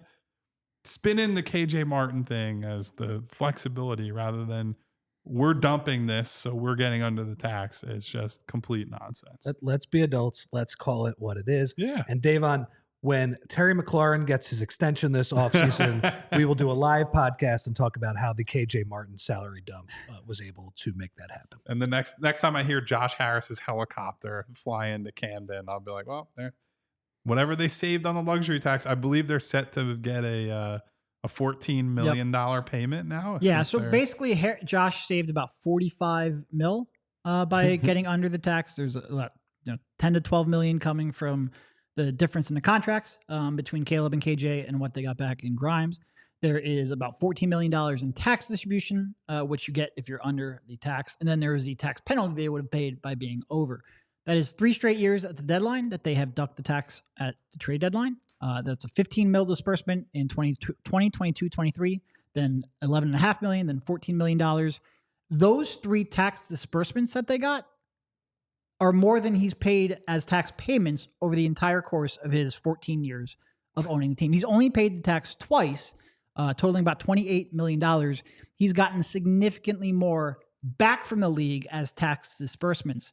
It is, and look, if you're going to sit here and say they're not a contender, so why should I pay the tax? I get that. But the KJ move isn't about this year to me. The KJ move is about maintaining flexibility for next year, for trading him, using his salary to match trades, because salary matching and trades, wrote a whole article, so I won't try to get too deep into it. It's really tough now in the current CBA. If you're over the first apron, you cannot take back more in a salary than you trade. If you're over the second apron, you cannot even aggregate salaries. So it's really, really important to have contracts that you can move at different price points, and many of them, so you can be flexible to make trades. And the draft coming up is the second biggest trade deadline or trade day of the year. It's a huge, huge, huge trade. You have way less flexibility now because Josh Harris needed to save that $45 million. It's infuriating. And look, again, I get they're not contending this year, but at some point, I just want Josh Harris to be like, look, screw it. I know this is probably financially reckless. I know this is irresponsible. I know this might only improve our chances of making a big move by 5%, but gosh darn it, I'm so frustrated. I know we need to manufacture luck. I've got the resources. I've gotten all these tax disbursements in previous years. I'm going to do something financially reckless. I'm not going to look at this team as an investment, as a profit and loss, and he just won't do it, and it's infuriating. And I will quick circle back on something you said, Derek. The idea that it's like, well, we're not a contender, and so it makes sense to do this. The year that Joel won MVP, the year that him and Harden won, 50-plus games, and that, to me, the regular season was like the most convincing regular season they played. They ducked the tax at the deadline. And look, you can say, hey, they didn't trust Thibault and whatever. But McDaniels was a non-entity by the time the playoffs came around, and they showed no interest in bringing him back. That was a pure tax ducking move at a time when you absolutely had justification to say, we have prime Joel Embiid, James Harden having a great season, Maxey is playing really well, and they still did it. So that's why it becomes much harder to say, well, this is only because of the outline of this season and it not living up to expectations.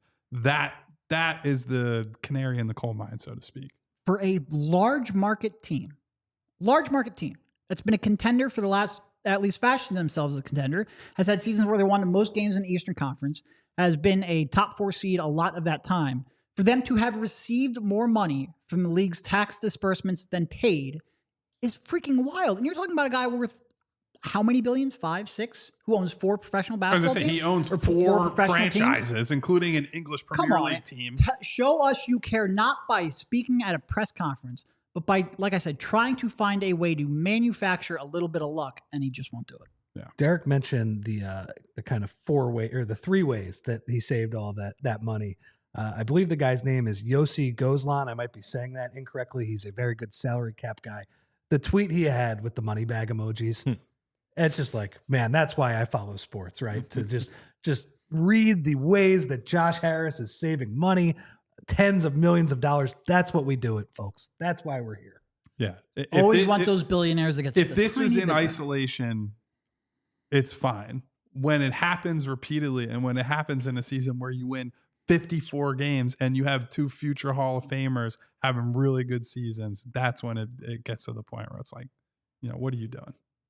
All right, let's keep it going with the super chats from Davon saying that based off of what the guys are just talking about, I want Drummond and Gordon gone, just gave KJ away. So we referenced all of that. You didn't give him away. You had to pay for something. I was going to say, I wish they had just given him away. At least that's like I still think it'd be a little bit silly for the reasons Derek laid out, but it's better than paying to give them away. It seems like there's a theme here because Marcus Blackstock says we are disappointed because dysfunction starts from the top, ownership, and trickles down. Yeah, I mean, this one, certainly there was periods when they were dysfunctional, like when the GM was tweeting about getting a big ladder to punch their star player and revealing medical information, Not and the the hiring process thing. that both led into that GM being hired, and then the hiring process that followed that GM being fired. I'm not sure they're dysfunctional here. It's just Harris refuses to pay the tax. It's not a good season. Get me under the tax. And people are and Daryl's made enough mistakes, but people give Daryl grief for ducking the tax. Daryl doesn't care about ducking the tax. He cares that Josh Harris cares about ducking the tax. That's on Josh. And also, all this, if he was just good at the optics side of this, if he could put on the good face of passionate owner and all that, I'm not even saying that.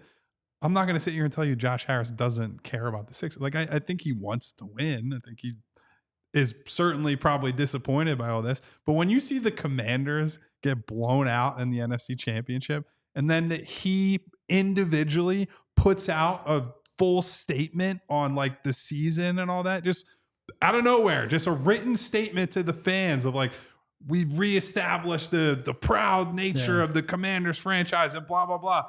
Meanwhile, on the Sixers side of things, it's your fans are dying, man. Your fans have been desperate for some success. They keep wanting to believe for so many different reasons, and you're not giving them anything. And it's just all we get are the very awkward, you're just getting trotted out press conferences every so often, and that's it. You're just the Wizard of Oz. You're the man behind the curtain. Yep.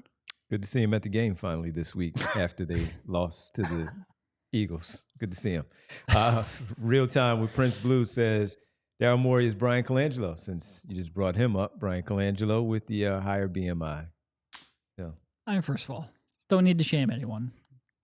I just ate a slice of pizza while we're sitting here on set. And I'm about to eat a few more, too. And there's wings, by the way. So I'm definitely eating some chicken wings. Hell yes. No, I think what Brian did to the franchise was just an absolute abomination. I think they burned so many assets that you made teams desperate. And I think Daryl has been acting from a place of mostly desperation because there's only so many years left on Joel Embiid's body. And we're seeing that in real time here this year.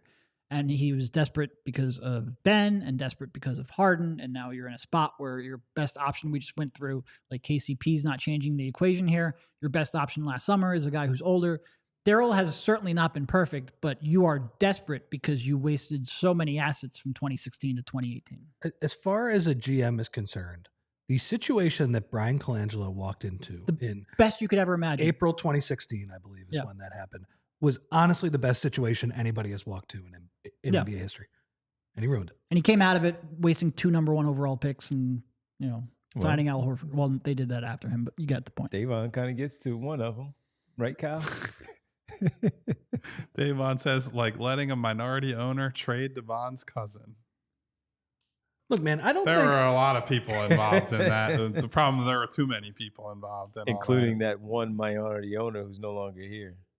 So it hasn't been the case as much in recent years, but when you have all of this dysfunction over, let's call it the last decade, and there are a million different things happening, the owner's not getting like 0% blame for that. Of course. At some point, you're overseeing all of this.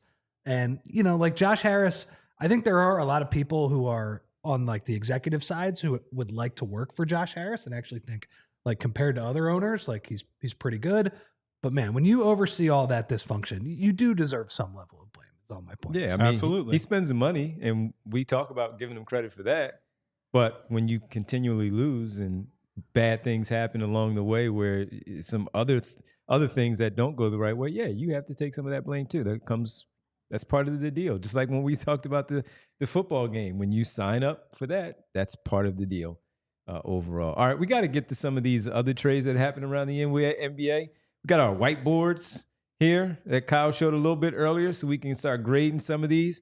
Want to run some of these? Yeah, by the way, real quick thing. Mark Stein just reported that the Mavericks had the option to void the Martin trade, but opted not to, and that's how we ended up. Interesting.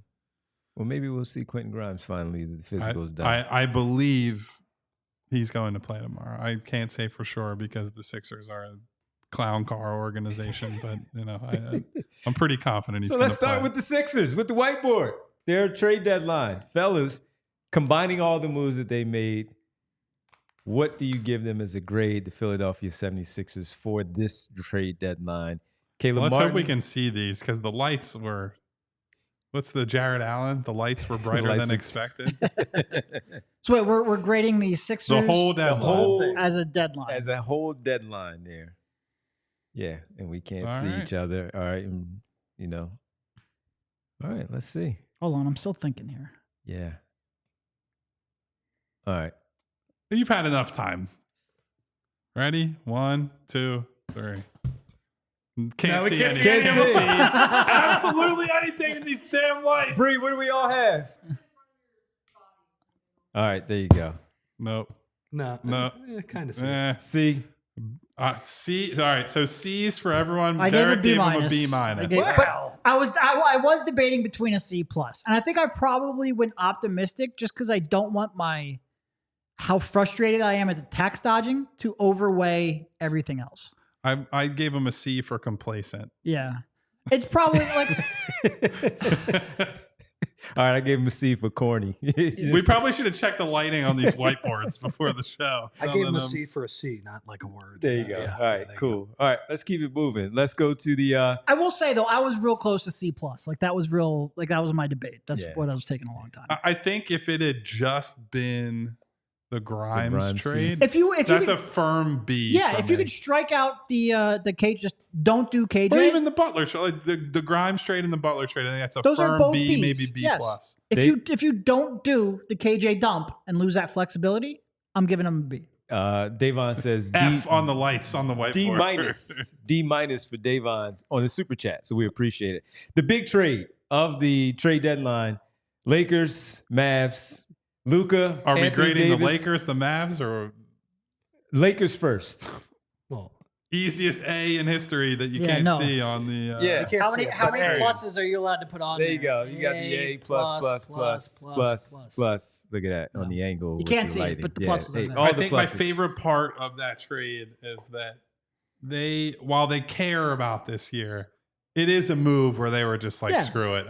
We're getting this guy, and it doesn't really matter if we win right away. So also the Lakers did trade Dalton Connect, Cam Reddish, and a 2031 unprotected first and a 2030 swap to Charlotte for young center Mark Williams. Do you include that A with this deal with Luka as well? I don't like that trade as much as a lot of people do. I think it's a home run swing because I think as a vertical threat and a rim runner type, that Mark Williams is somebody that Luka will make look really good. Yeah. I think defensively, despite the fact that he came in with more of this guy's going to protect the rim and be a drop big. Mm-hmm. He's been, when I've watched him, which admittedly I don't sit down and like have a nice people cold with beer firm opinions on him as a player. It's like, you're lying. You ain't watched the Hornets. Correct. Well, and frankly, he hasn't played enough games doesn't. to even have a firm opinion on him. But I think defensively, he's still a bit of a mess. So I think given all that they gave up in terms, because that's basically, they unloaded the rest of the clip draft pick wise. So now if you want to adjust the team moving forward, you're probably in a spot where you got to trade Reeves and turn him into other stuff. And so I didn't like it from that respect, but I get the vision for it. And we thank everybody. If you were watching on the Fast channel, we appreciate you hanging out with us on the TV side. Are we not great in the Mavericks? Make sure you check in finishing the show at allphly.com. So, the Mavericks. Can we curse now that we're off Fast? Bree? Sure. Bree says yes. It's an F for you fucked it. You fucked it, Dallas. Yeah, F. There you go. F.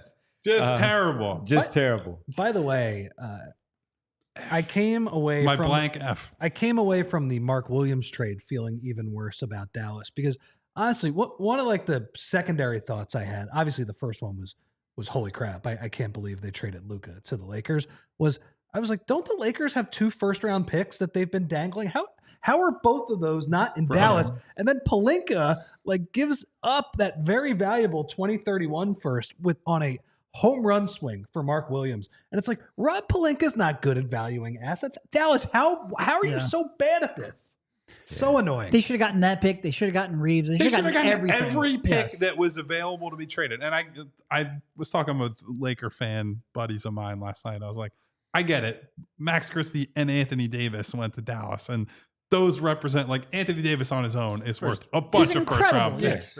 But you still, to get more draft capital for Mark Williams than Luka is crazy. Go back to your Kevin Durant trade, right? With everything, the moves that came after that as well. What they end up with, like 8 or 9 picks from Kevin Durant? You got one? Just no excuse. No, it is. And look, I kind of feel bad for AD because, like, He's really incredible. Good. Future and he's Hall going of to be Famer. really good in Dallas. He's a really good fit.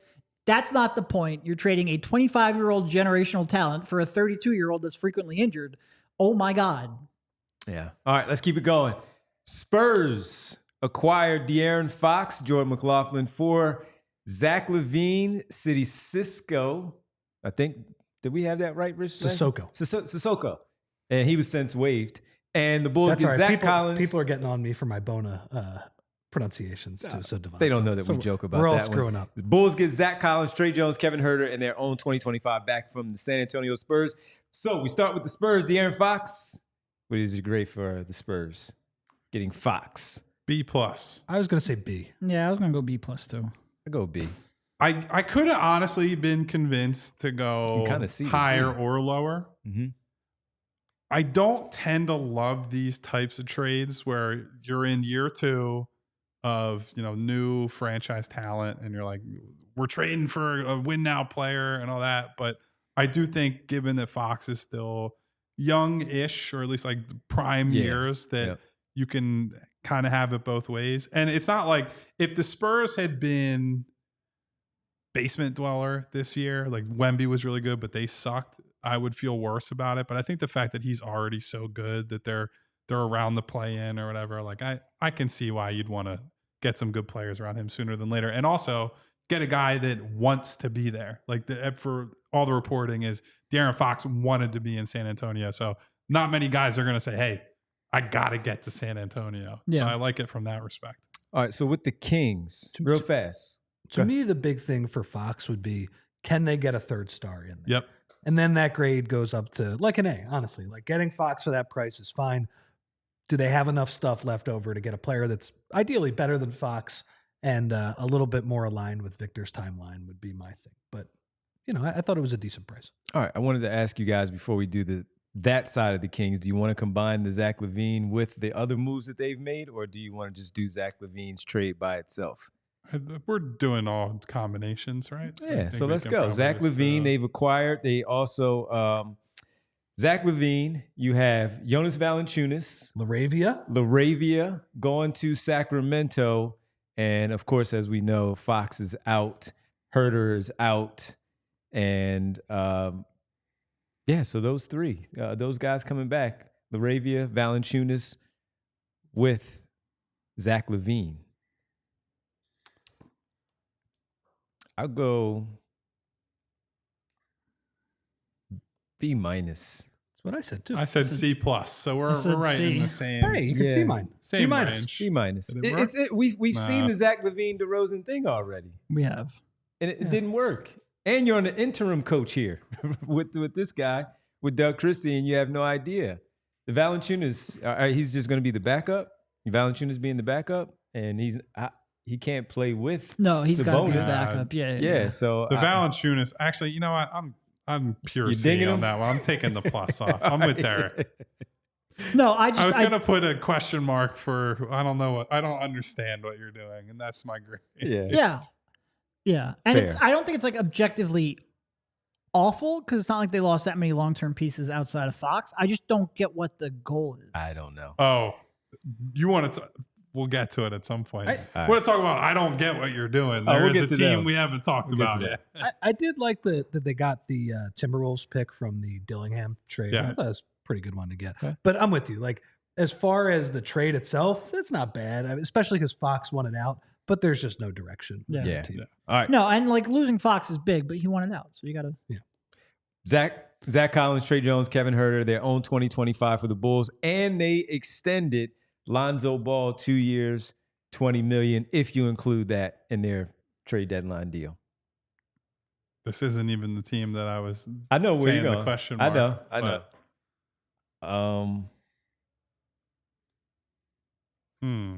I just went.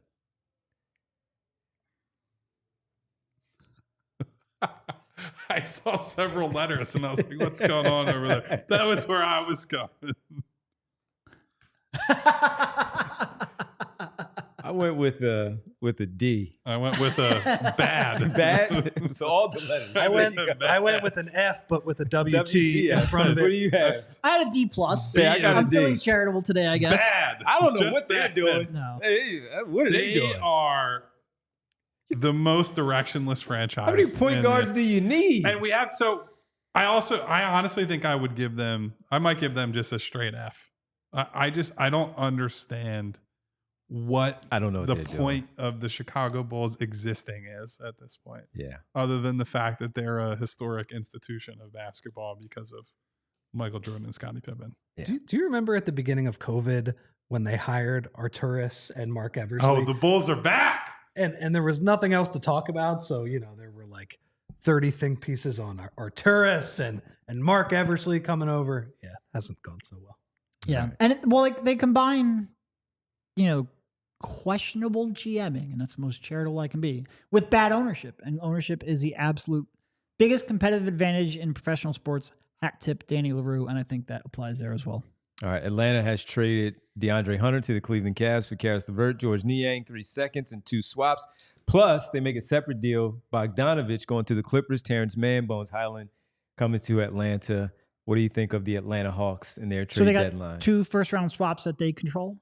Atlanta. They got it 2 first-round swaps. Man, I missed that part of that trade. A lot of these And the- trades I've completely forgotten the details on, so I'm relying on Devon here. That's an A for me, Yeah. if that's true. Trading DeAndre Hunter. 'Cause I Yeah. don't like DeAndre. Karis, yeah. I'll go. No, that's getting 2 swaps is big. I'll go A minus. Who'd they get the swaps from? Cleveland? Cleveland. Those are very unlikely to. That's true. Yeah. Even still, I like if weird shit happens, I like benefiting. Look at Okay, I'll go back to B+. And by the B way, plus. we back to B+. did not get to this. I'll say A minus. Chris Haynes sent out a tweet. I have not watched the actual report yet. I believe he was on NBA TV. It was Yes, he something was. alluding to a murky future in Atlanta for Trae Young. And I think one of the interesting things about that, connecting it to another trade, San Antonio was a place that people So for that a was little while in the speculated offseason. like, hey, maybe Yeah. that's a future Trae Young team. But now that Fox is there, that's a suitor off the board. And I'll be honest, there are a lot of talented guards around the league. Like, I don't know guard where he play would around the go. league is really, really good. Yeah. I'm not sure where he ends up. Yeah. Maybe Orlando, I was thinking the same thing. because they desperately need someone to, ungunk the We need a gears bell of for the breaking news. the I feel like. offense. There we go. There you go. There we go. Hold on. Bree already put it in here. There you go. The Rockets will waive Jaden Springer. Reunion Hashtag the return? Question mark. per John Hollinger of The Athletic. We talked a lot about him on this show last year. Good luck, buddy. Good It's a luck. shame. I really like him as It's not mean. So when he says something that it just takes me aback. I mean, he's a good kid. He's a nice kid. You're just making it worse. Somebody will give him a chance. Even better guy. I think he's a very legitimate defender. He's just not an NBA player offensively. Unfortunately, unlike football, you have to play on You both sides of the do, court. you do. Which is why I love basketball. All right, let's get to the one that Kyle really wanted to talk about. I think they made 2 deals though. So I'll start off with the poorer one. Toronto Raptors trading Davion Mitchell to the This Heat is the for WTF PJ from Tucker. Kyle? And then the big one was Toronto trading for Brandon Ingram in a deal that sends Brandon Ingram from the Pelicans sent I'm going to Kelly be up here Olynyk, like the Riddler. It's just a giant question mark that you can't see. There you go. There you go. Bruce Brown, It actually Kelly kind of looks like Olynyk, the Riddler question mark. and He's got a first goes to signature the question mark. Pelicans. Brandon Ingram, though. What is Masai Ujiri cooking up I didn't there? even need to write an F. I don't know what's going on. They there. are I said D. Yeah, I gave him a D. they are the most directionless team other than the Bulls in the entire league. Just like what your core as it stands. Emmanuel Quickly, RJ Barrett, Grady Dick, Scotty Barnes, and Brandon Ingram. No, it's fast track to 35 wins, baby. What? If you're lucky. It's an expensive way. It's an 35. expensive- They're on a run. Have you guys not been paying attention? They're on a run. Yeah, they shouldn't be. They should be trying to lose. They got real players in there. Yeah. And I like Emmanuel Quickly well enough, right? Yeah. But other than that, all of those guys are if I'm trying to read into what's going on in his mind, is maybe he thinks that the market for Ingram is not going to be nearly as strong as Ingram expects, and he can bring him back on a relatively team-friendly deal. Based on the talks from last summer, I'm very scared of that next contract he's going to get. Yeah. He's not worth anywhere And near. I'll say this: Brandon Ingram, offensively, when he's been available, has had a very good season. But yet again, banged up. He's only played 18 games, and they had all kinds of issues in New Orleans, like not enough balls to go around. Well, that's kind of none of those guys in Toronto are like, man, that's a dead eye, off ball, knockdown guy, right? It's all guys who, to some degree, need to operate on the ball. So I guess maybe you're just trying to set up some future trades and whatever else. Yeah. I don't know. I don't understand it. Do you care about the Pelicans at all? On the other side, to use the whiteboard, or just say that they gotta? I think if you try to look at it, They didn't move CJ. They didn't move Zion. If you try to look at it from just like the move that was made, I think with Misi emerging in his rookie year and the fact that they don't really have any other playable bigs, I think Olynyk next year when everyone's healthy. And if you keep Zion and want to spread it out, that's a guy that doesn't compromise what Zion's good at offensively, but is still a big. So I like that. The Bruce Brown part, I guess, is just about money. Is he going to get bought out? Isn't this the final year of that deal? It is a final year. Yeah, 2-year deal. That's a guy on the buyout market that I think would get a bunch of interest. So Yeah. All right. Let's get to the next one. Miami trading Jimmy Butler to the Golden State Warriors. So let's go to the Golden State Warriors side of things. Acquiring Jimmy Butler, which we talked about, but we didn't grade it. Jimmy Butler grade for Golden State. What were there any? There was one pick involved, right? Yeah. This year's pick, top 10 protected. So they'll probably give up just outside the lottery pick. I'll do this and I have my reason, of course. You ready, Rich? I know we're ready. B-. I went B+. I went A-. All right. I said B. Some dissent. Yeah. They had to do something for Steph Curry. They had to do That's something. most of the grade for me. Yeah, they had to do something. Get Steph some help.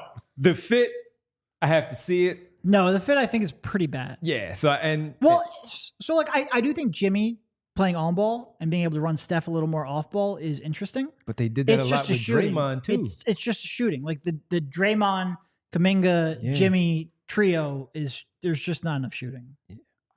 I'm excited to watch it. I said B just because of the contract. That probably knocked it down from a B+. Yeah. I'm just horrified of giving Jimmy, even if it's just It's one only extra one year. extra year, yeah. I mean, but it's 2 because he would have like freaked out if he was still on the Heat this summer. Yeah. He would not have been happy to play on that contract. I think if you had to give Jimmy something to keep him happy, only a basically 1 year extension is reasonable.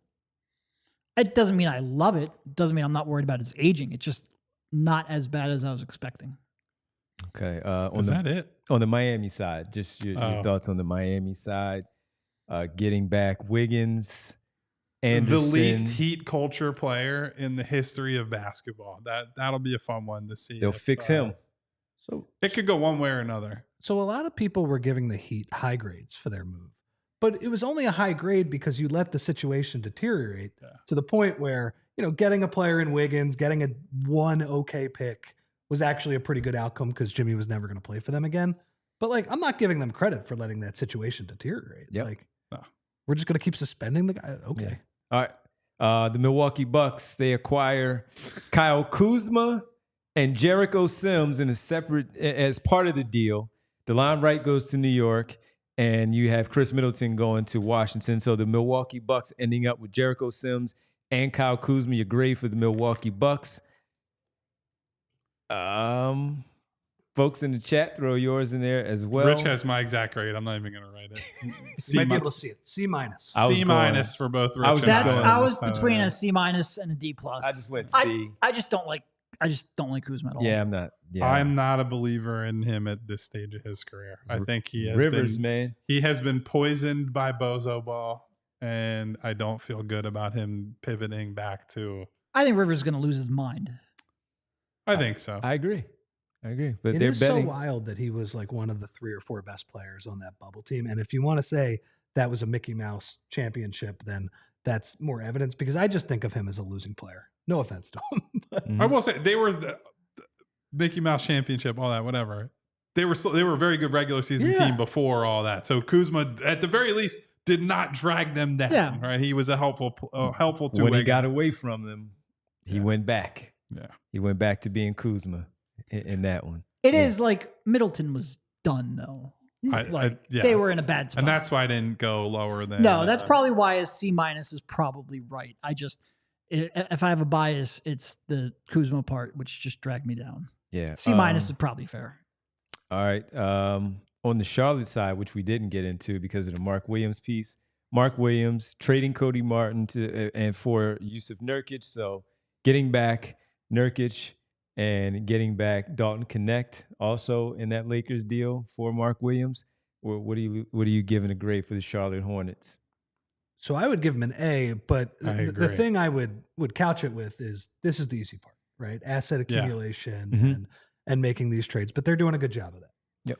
I think handily won the trade. I would not have wanted to be. You're going to be in a position where you got to extend Mark Williams soon, and he's barely played in the NBA because of all the injuries. So I completely get it, but I'm with Rich. You got to turn it into a real team at some point in the near future. I'm not great. We're good. We can't see him on there anyway. All right, Cleveland, DeAndre Hunter. I give him a B. B and minus. I'm a Hunter guy. Why are you not as big on Hunter? He just has never. I've never watched a game that featured DeAndre Hunter where I was like, boy, he's really leaving his imprint on the game. He's just a guy that is, and I think that's probably fine on Cleveland, right? He'll be the 5th guy, just like big body on the wing, helps you out a little bit defensively, can shoot a little bit, but he doesn't tend to stay healthy. He's had health issues throughout his career. I don't really believe in him as a self-creator. So I don't know. I'm not inspired by him. No, you didn't give up. The swaps, I guess, are not super meaningful or valuable. And, all due respect to friend of the pod, George Niang, I think I would rather have DeAndre Hunter than him for a playoff run. But I've never been a Karis LeVert guy. He's having an outstanding season for them. So I guess we'll see what the trade-off for them is on the shot creation side. And final one, I think, is the Washington Wizards. Middleton, and then they get Andre Jackson from Milwaukee in that deal. And with Andre Jackson, there was a report out there that they were even trying to get another draft pick in that year where they picked up those young guys, and they get them this year in the deal. So Washington. Yeah. They exist. Yeah. They're the closest thing to the process Sixers that I've seen. Yeah. Yeah. So I will say, just going back to Hunter, like because one of my questions, he was a real streaky shooter early in his career. Mm-hmm. He shot 39% on a lot of 3-point attempts over the last 2 years. So I have a bias against wings who don't really pass much and don't create for others. He has shot the ball much better, and you combine that with his defense, I think he'll be useful with the Cavs. If the shooting is real, then I think I completely get it, because I think he's good enough defensively that he's not taking anything off the table there, and I think in some situations he'll be actively helpful. So I think that's good. I don't know. I like him in this situation. As much as Trae Young passes, man, he drives me nuts. He's an assist guy, but he drives me nuts with how he plays, because it has seemed that a lot of guys have been not as thrilled to play with him as you would thought, even though he's an assist maker. They have been as thrilled to play with him. So I'm curious to see what Hunter does with those other guys who have locked in. And you guys know, as we talked about in the preseason, I like the Kenny Atkinson thing going to Cleveland in the beginning, and it's really working out. So see how that one plays out. All right, final grade. Super producer Bree. Oh. Is there a grade higher than A+? All the pluses that Derek put on the board. Oh, wait, actually, S-tier? Do you guys remember? I don't know if this was just where I went to school. I think in let's say kindergarten, before they started giving you real grades, you got S for satisfactory, N for not satisfactory. And then there was O for outstanding. VG, G. Oh, yeah. I forgot about the G and the VG. Mm-hmm. Yeah. Bree gets an O for outstanding. Outstanding. So Always. So that'll pretty much do it for us. Are we roll calling? You guys haven't been in here in a while. Oh, God. That's a lot of roll calling. I'll do some. The people who are still with us. World famous at the end of NBA a 2-hour 20. And by the way, we have some special. Wonderful people who have been listening to this, who are Some diehards actually in hanging out. studio with us. If you wanted a pitch to join our diehard program, we have some of our friends from the diehards in the office today, hanging out, eating pizza, eating wings. We're going to go hang out with them for a bit after the show. That could be you as well. Yes. We do it in the future. Let's but get thank to you it. to each and every one of you for being here today, including our O-graded Bree behind the boards, No producing. Question. Thank you to Hedfa. Thank you to Class. Thank you to 3-Time. What up, Thank you to our girl Val. Hey, Val. Thank you to Winona. Hey, Nona. Thank you to Mom's grandchildren, as see you in always. there. Thank you to Vic. Thank you to Puppas. Thank you to What up, Puppas? Cannoli. Holy Wait, by the way, cannoli. did we miss any super chats at the end? I feel like I saw a few. Yeah. Oh, we got some. From Cannoli. Cannoli's got one of these. Mark Stein. Oh, I'll do my roll call. We'll get to these, and then we're seriously leaving. Sean Sharp, Dave Dewar, What up, Sean Dave? Ford, Lost Sleep TV, Jesse Bond, Sir Schmooey, Jesse. Davon, who's got another super chat, John Peace, Peace. Soul Collector, Brian Knight, Calvin A. What up, B Knight? INS, Marcus Blackstock, Marcus. Darkness. Turn I can't the believe I lights had down. the lungs left for that one. Ooh. Who else we got in here? Remo K. Remo. Got a whole heck of a lot of people. A lot of people Igavini. hanging out with us. Jess, I know, is hanging out with us. Jack Reacher She's got is the hanging Purple out Heart, with us. Derek. Randy Rubart, SB Cole. What up, SB? Elephant in the room. I know we had, what was it, Yams Colangelo. Yes. We had Daryl Morey, allegedly, in the chat. I saw T. Harris in there. Joaquin Ty from, Harris. Ty. Ty Harris. Ty. Joaquin from Cherry Hill. K-Red, the #1 What up, hockey K-Red? fan on the PHLY Sixers chat. Bill Morris, Jay Love, Coach Lowell Ricketts. What up, Coach?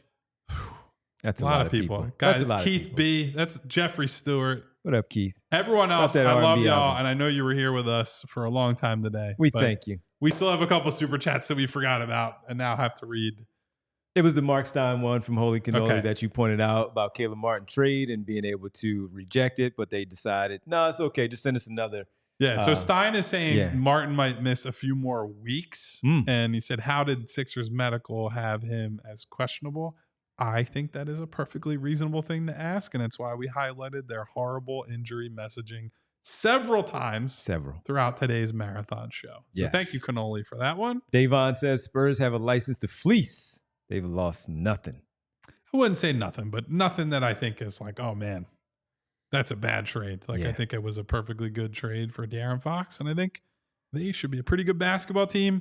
This was a pretty damn good show, considering how long it went. And just to let everybody know, our show is presented by Bet365. Use code PHLY365 when you sign up. Whatever the moment's never ordinary at Bet365. And guess what? You know who I do have to shout out to? My guy, Jay the Jungle. What up, Jay? Thank you, Jay. Thank you, Stacey Smith. Thank you, Sean Corey, popping in right at the very end. If you have not already, as Devon said, subscribe. Bell icon. Thumbs up to help us in the algorithm. Thumbs up to give Bree that outstanding grade running and producing the show. We'll be back tomorrow. 7 o'clock pregame. Derek and I will actually be in studio because it's the first road game it feels like they've had for 100 years. So. Rich and I have off now. I mean, you're off too. I didn't realize you're on vacation. Rich gets a Friday night off, so everyone give a nice golf clap for that. But the rest of us will be here. We'll see you then. Thank you, everybody. Thanks, everybody. We all silly like the mayor.